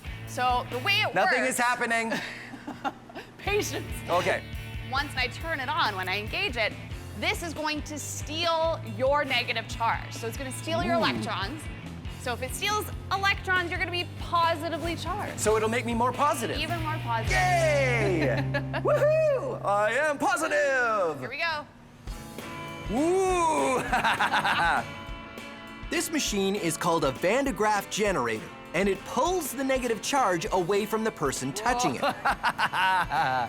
That is great! Instead of having equal amounts of positive and negative charges, you become positively charged. Woohoo! Science hair! Yeah! Like when you try to put two positive ends of magnets next to each other, each hair on your head starts to repel the others and be repelled from your head. Science hair! Dude! So your hair stands up. Yes! Woohoo! I can't see anything. So this is more of a machine to generate hair standing up, but it doesn't make lightning. Oh, well, actually, I have a demonstration in my back pocket. This is gonna help us to create lightning. This is our grounding rod. It is my scepter of science. And so we're gonna use this to continuously provide that negative charge. That's why it's plugged in. That's why it's plugged into the ground, yeah. Okay. Okay, so then if you touch it to that metal ball, got it? Not too exciting, right? So pull away and let's see what happens. Whoa! This is what I'm talking about. Very good. The Van de Graaff creates a positive charge. The rod has a neutral charge. When the difference becomes big enough, the charge jumps the gap. Behold, I have the power of lightning!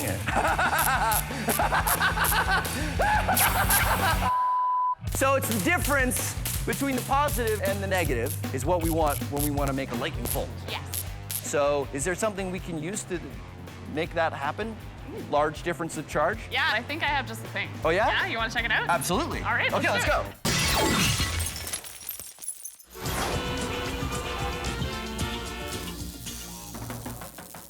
So, you would like to move electricity from here to there. Well, what you need, my friend, is a conductor.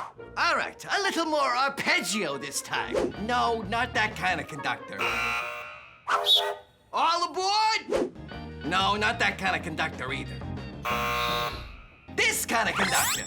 I know what you're thinking. You're thinking, hey, that's just a piece of metal. Well, that's right. That's because you're smart. This is a circuit. Electricity flows from this battery along the wires and into the light bulb. But Sal, you cleverly observe, the light bulb is not lit. This is true. That is because we have a gap in the circuit. And air is not a good conductor of electricity. Is metal a good conductor of electricity? Let us find out. Wahaha! Metal is a good conductor of electricity. What about wood? Nope. What about this horseshoe? Is a good conductor. Will this sandwich conduct electricity? Nope. No. What about this plastic fish? Nope. What about this pickle? No, pickle is not a good conductor. That's why we make electrical wires out of copper and not pickles. You know, in case you were wondering.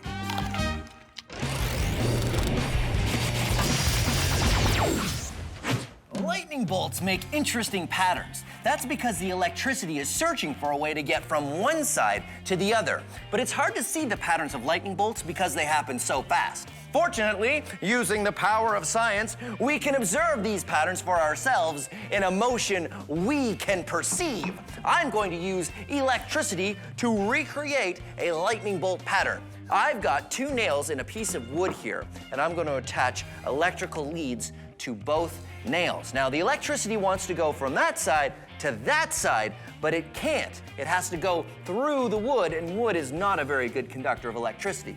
Now, this is very dangerous. I need a special machine even to pull this off, so this is definitely not something you want to try at home. In fact, I'm gonna stand way back here when I turn it on. Like water, electricity tries to find the easiest route to get from one place to another. But sometimes that involves branching out until the right connection is made. Lightning bolts do the same thing when they branch out between the clouds and the ground. Finally, there's a spot where the branches meet and the circuit completes itself. Then the electricity follows this one path, ignoring all the others. And there you go. We just watched a lightning bolt happen in slow motion. Haha, science. Back to our main experiment where Heather and I are on a quest to use static electricity to recreate a lightning bolt. Our experiments with the Van de Graaff generator had some hair-raising results, but Heather has another experiment she wants to show me. This is Jacob's ladder. Oh, so this is another way to make lightning. Yes. Lightning? We're gonna see, yeah. Let's do it. All right. How do we get it to go? All right, so we want to turn it on. Behold! Oh, turn it on, Not- okay. not- Go! Oh. Ooh, look at that! You can actually see that light climbing up between the two copper wires. That's why you call it Jacob's ladder, because it's got the rungs of the ladder. Yeah. Between these 2 points, there's a really great charge difference, right? Okay, so what's the difference? 10,000 volts if you're looking at it. 10,000 volts. Yeah. And volts is how you measure the difference in charge. Exactly. Why does it go up? So it goes up because rather than just staying at the closest point, Mm-hmm. is because we're heating up the air. Oh, point, so yeah. hot air rises. Hot air rises. And it takes the electricity with it? So if we cooled the air, it wouldn't go up? Wouldn't immediately go up, yeah. And there it goes, and it heats back up again. Yeah. That's neat. Okay, so we have a Van de Graaff generator. We got a Jacob's ladder. Are there any other devices that make lightning like this? Ooh, yeah, there's other things like the Tesla coil, really high. I have a Tesla coil. You have a Tesla coil? I do. I've got one at the lab. I've just never known how to hook it up. Oh, I can help with that, yeah. Really? Yeah. Okay, let's do it. Let's go back to the lab. All right, well, yeah. I'll turn that off, okay. Yeah, safety first. Okay. By now, you're probably an expert on what happens when you rub a balloon on your head, right? The balloon becomes negatively charged, which means it will attract anything of an opposite charge, or anything positive, or anything that is neutrally charged, like, well, like me. Look at the hairs on my arm when I bring the balloon close. Whoa! You see, the neutral charge in my body is being attracted to the negative charge in the balloon. So if something is negatively charged, what happens if you bring something else negatively charged nearby? Well, they'll repel each other. And here's an experiment you can do to make something fly using static electricity. You'll need a balloon, a sweater, scissors, and a plastic bag out of the thinnest plastic you can find. Fold the bag up and cut off the bottom. You don't want that part. Then cut another strip from the bag. This will give you a hoop of plastic. I find it works better if you break it and tie it again. Lie it flat and rub it with the sweater. This will give it a negative charge. You'll know you've got enough of a charge when it really wants to stick to the table. Then take your balloon and rub the sweater on the balloon to charge it up. Because both the balloon and the hoop have negative charges, they repel each other. Then put them together and it will repel. And you can get the hoop to levitate. Ha-ha, a floating bag of static charge. But here's the thing, you need to keep it away from your body, because if you get close, the bag will stick to you, because you're neutrally charged and the bag is negatively charged. Pretty cool, right? Well, let's max it out. Maxed out floating static ring. Whoa, no. Yeah! Look out, look out! Oh, no! Oh, sorry about that. Oh well. It was fun while it lasted. I gotta charge these up again. Being a chef is my absolute passion. And cooking up science recipes is my speciality. I'm Buster Beaker, and this is Cooking with Science. Oh, hello. I didn't see you there. My name is Buster Beaker, and welcome to Cooking with Science. Let's say, for example, I've spilled the salt. Oh no, look at me. I've spilled the salt. Oh, there's salt all over the place. Not really a big deal, right? all you have to do is clean up the salt, put it back in the container. But oh no, I've also spilled pepper on the salt. But that's all right. You might be able to carefully separate the set. But no! Oh dear, look, the pepper and the salt are all mixed together. What do? Well, here's how you can save the day using the power of science. All you need is a cloth and a plastic spoon. Like this one here. Just rub the plastic spoon on a cloth, and you'll be charging it up with a negative charge of static electricity. If it's got a negative charge, it will attract anything that has a neutral charge, just like the salt and pepper. But I know what you're thinking. How will we separate them? Well, here's the answer, my friends. Pepper is lighter than salt. Observe. So if you hold the spoon high enough, the pepper will be attracted and make the jump up to the bottom of the spoon, but not the salt, as long as you've got it high enough up. Because the salt is heavier, you'd have to bring the spoon closer, which we're not going to do. And if you tap it off to the side, you'll make a nice little pile of pepper, and there you go, separating pepper from salt using the power of science. Thanks for watching Cooking with Science. I'm Buster Beacom.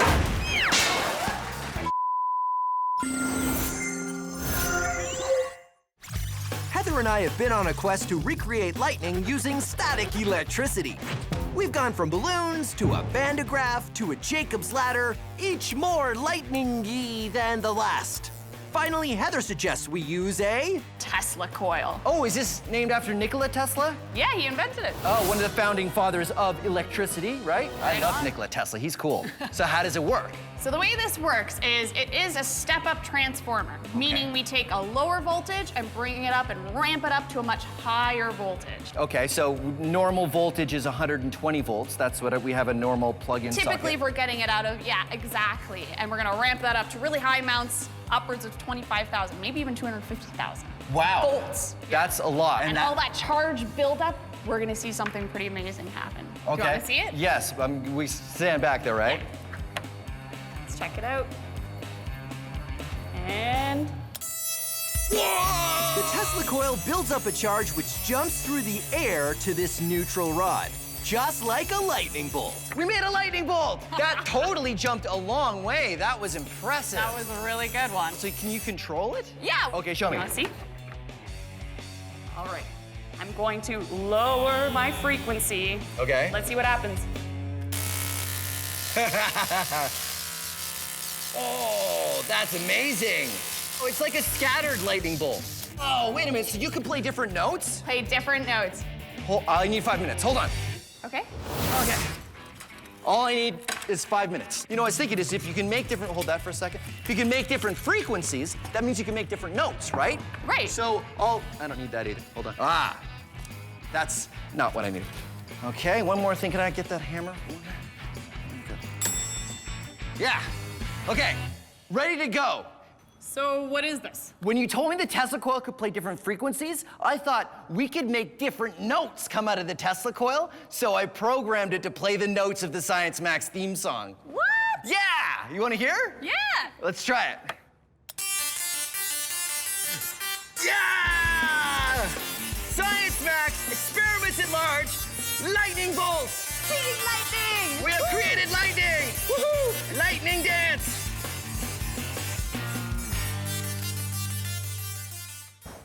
Greetings, Science Maximites. My name is Phil, and this is Science Max Experiments at Large. Whoa. Oh, I better spin the other way.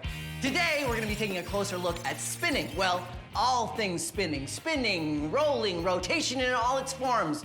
And, when things spin, they're subject to a whole bunch of different forces, and some are strong enough to even counteract gravity. So let's get spinning! Oh. Okay, let's get spinning!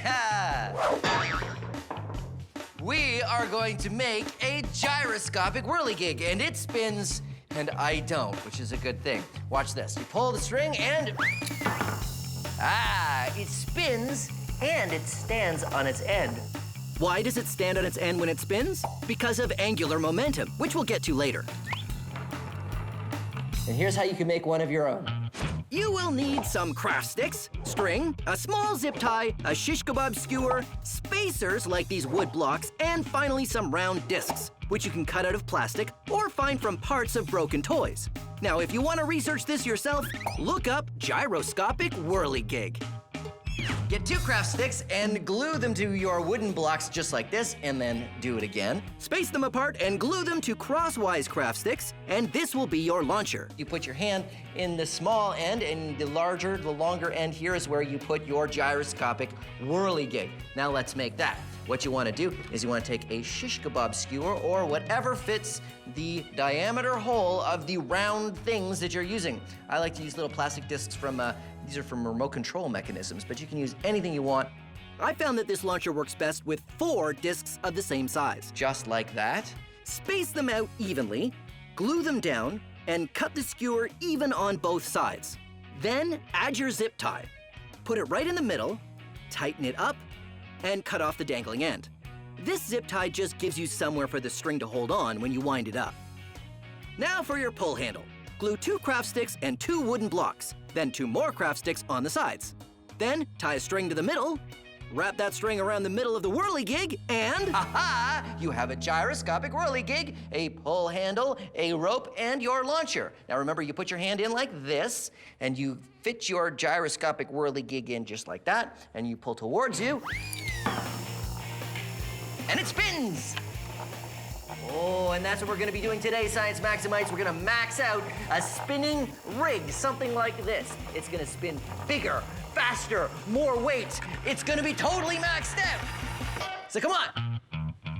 But first I need an expert to help me out. So let's see here. Wait a minute. Aha! Perfect. Come on, this is gonna be great.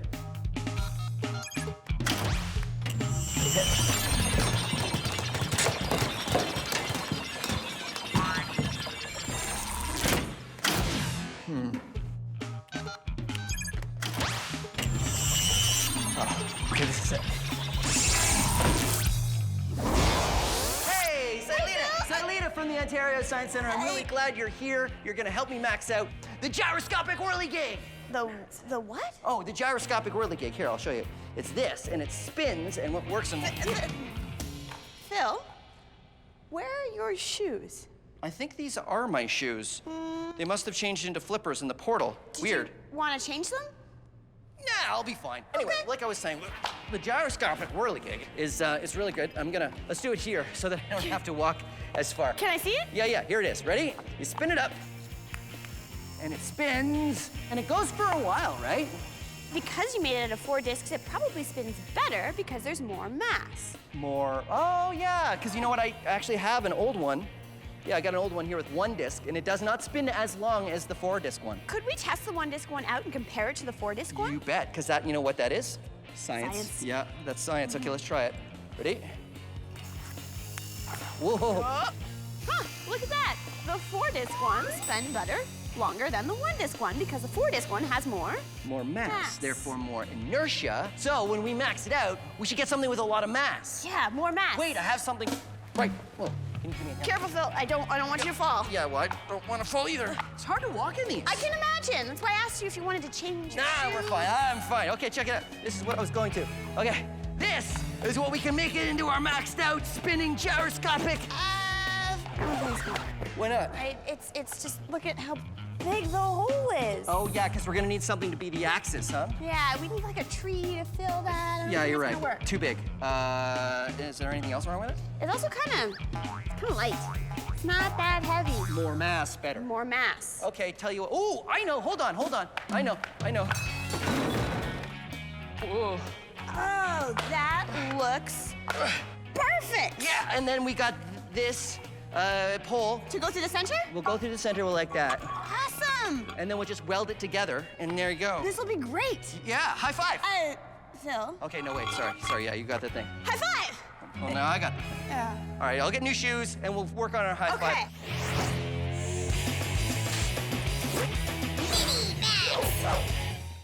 Now it's time for one of my favorite scientific terms, the Magnus effect. I am Magnus, and behold my effect. No, the Magnus effect has to do with things that are spinning. Things like these cups. And here's a great little Magnus effect flyer you can make at home. It's super easy. Get 2 styrofoam cups and tape them together at the bottoms using science tape. Then get some elastic bands and make a long one by tying them together. Take your elastic and you wrap it around the cup like this.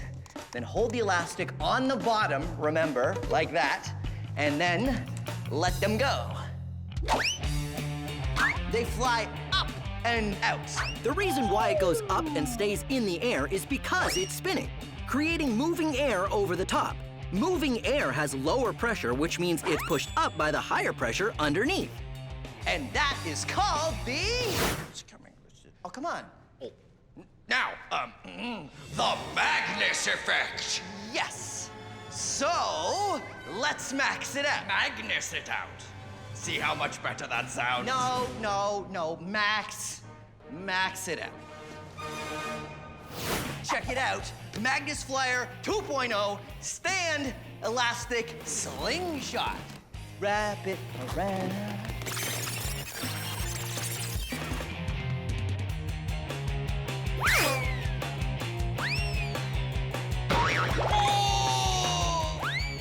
Remember, for the Magnus effect to work, your cups need to be spinning this way, the front side rotating up. Oh, and there you have it, the Magnus effect. I, Magnus, am now taking over the show. It is now Science Magnus. That is my effect, slightly improving the name of science TV shows. Science Magnus. Silita and I are maxing out our spinning top.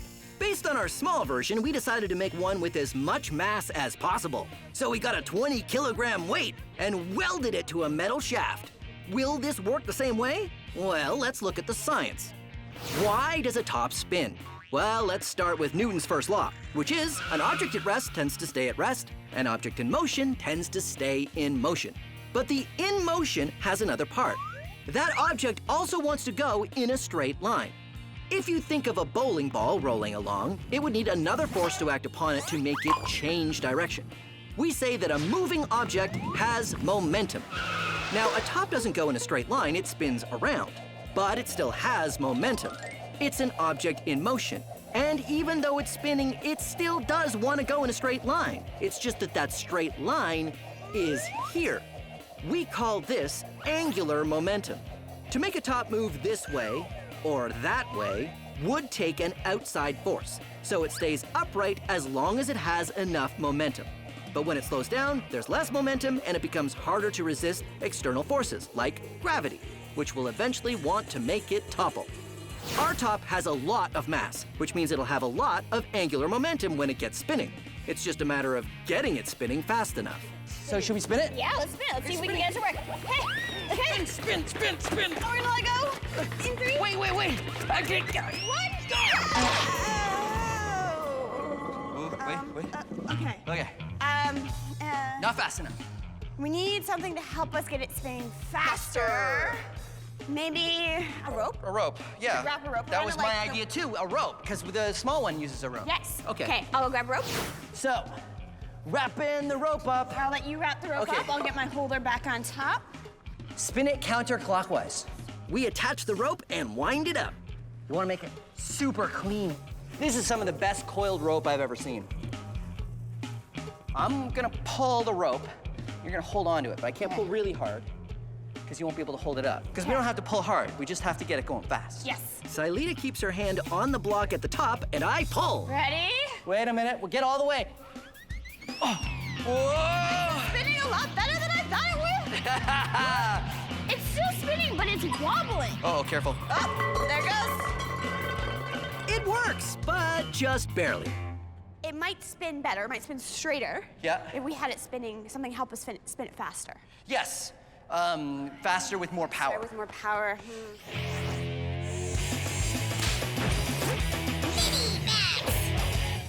This is a string.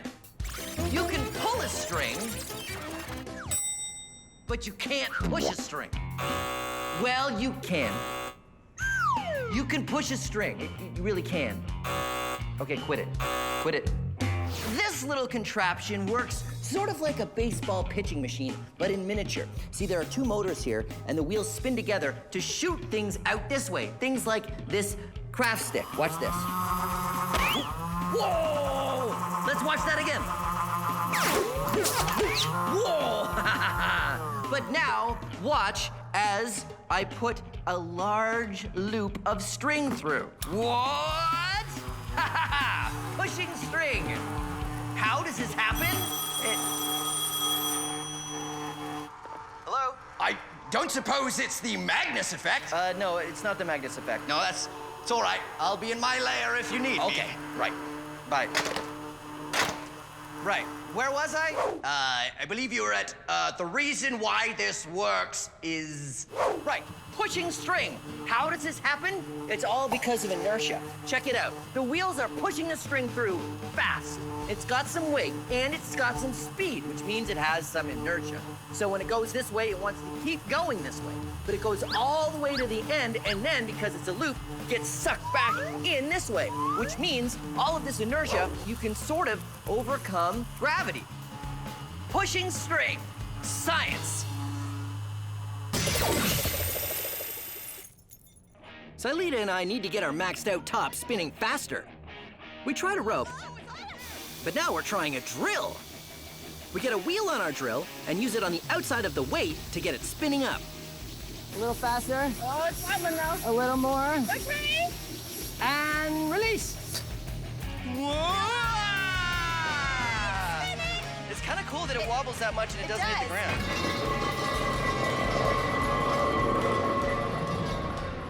It worked better, but there's always a way to max it out even more. You know what we need, Silita? What do we need, Phil? A maxed out drill. Put it right on the top here and get it spinning very, very fast. Super maxed out gyroscope whirly gig. Is it just the top now? I don't know. Do you want We to could call it a gyroscope. gyroscope? Well, it's sort of a toppy, kind of gyroscopy.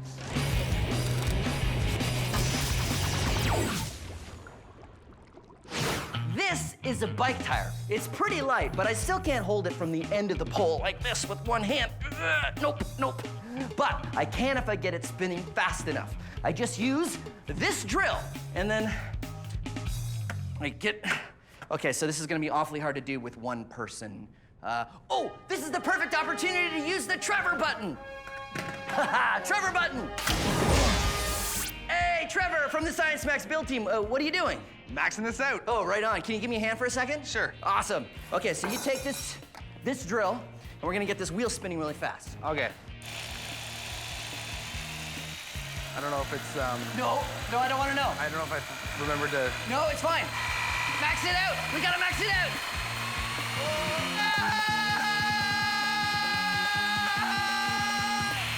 So, because it's spinning, I can hold this heavy weight in the air. How is this possible? Because the wheel is basically a top. The forces that prevent a top tipping, angular momentum, are still working here.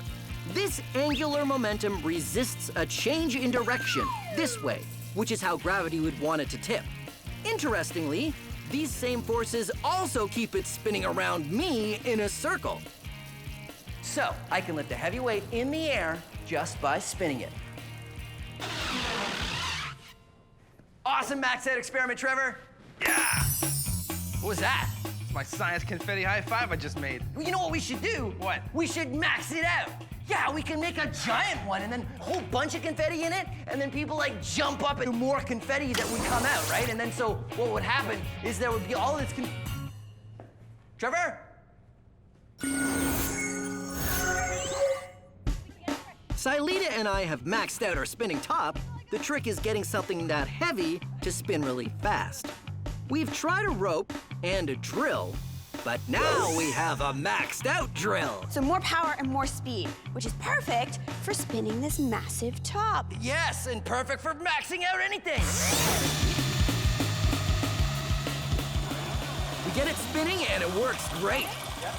The top spins for a really long time. In fact, its mass was so large, it started drilling a hole in the concrete floor. We tried it again, but started to notice something. The drill is smoking quite significantly. Our drill began to overheat. Why? Good old Newton's first law. An object at rest wants to stay at rest, and an object in motion wants to stay in motion. The more mass we have in motion, the longer it will stay in motion. This will go forever. Well, not forever, Well, not but forever. it'll go a really long time because it's got a lot of weight. But that same mass wants to stay at rest when it's not moving. We have to overcome all that mass wanting to stay at rest to get the top spinning. And even for our maxed out drill, that was a tough job. But once it was spinning, there was only one thing to do. Max it out even more!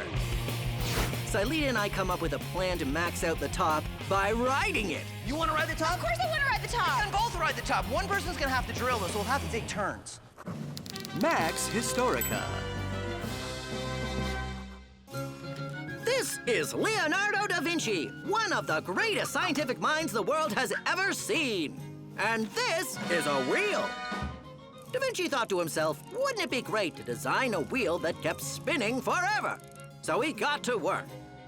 Something that keeps spinning forever without stopping is called a perpetual motion machine. And it was an obsession of Da Vinci's.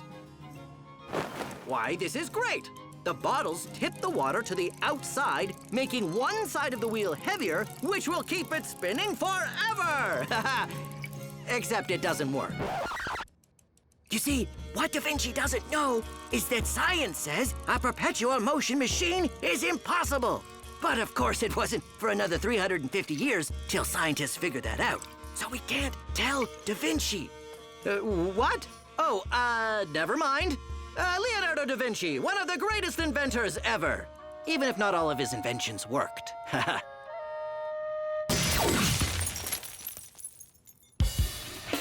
Silita and I got our maxed out spinning top to work pretty well. The only thing left to do was to ride it. We attached a large disc and a Lazy Susan. That's a platform that spins around on ball bearings. Lazy Susan on top, Lazy Susan. so that you can ride on it. Yes, and then we wanted to add this extra bit. Now, why did we want to add this? We need a little bit more weight on our top. Okay, so who gets to ride it? I feel like you should ride it. I think you might be right. Because I want to use Oh, the drill. the super awesome maxed out drill. Okay, so let's do it. First thing I should say is do not try this at home. We are trained scientists. Silita uses the drill to get it spinning while I hold it steady. Then I hold on to our safety line above and carefully rest my weight on the top. It works, but not for long. We take turns trying it out, but it seems we have another part of science working against us. Good old friction. Friction with the air and with the ground is what eventually slows a spinning top down. But our weight on the ball bearings of the Lazy Susan really increases the friction. More friction means the top slows down a lot faster. Whoa! That was pretty cool. It was kind of terrifying, right? Yeah. Good old Newton's first law kept the top spinning, angular momentum kept it from falling over, and friction slowed it back down. The forces were always the same, no matter if it was a little top, a maxed out top, or a rideable one. Yeah! Whoa! There you go. Nice, Max. Experiments at large, giant spinning top. That's as large a spinning top as I think you I think in the entire world. Let's do it again. Yeah!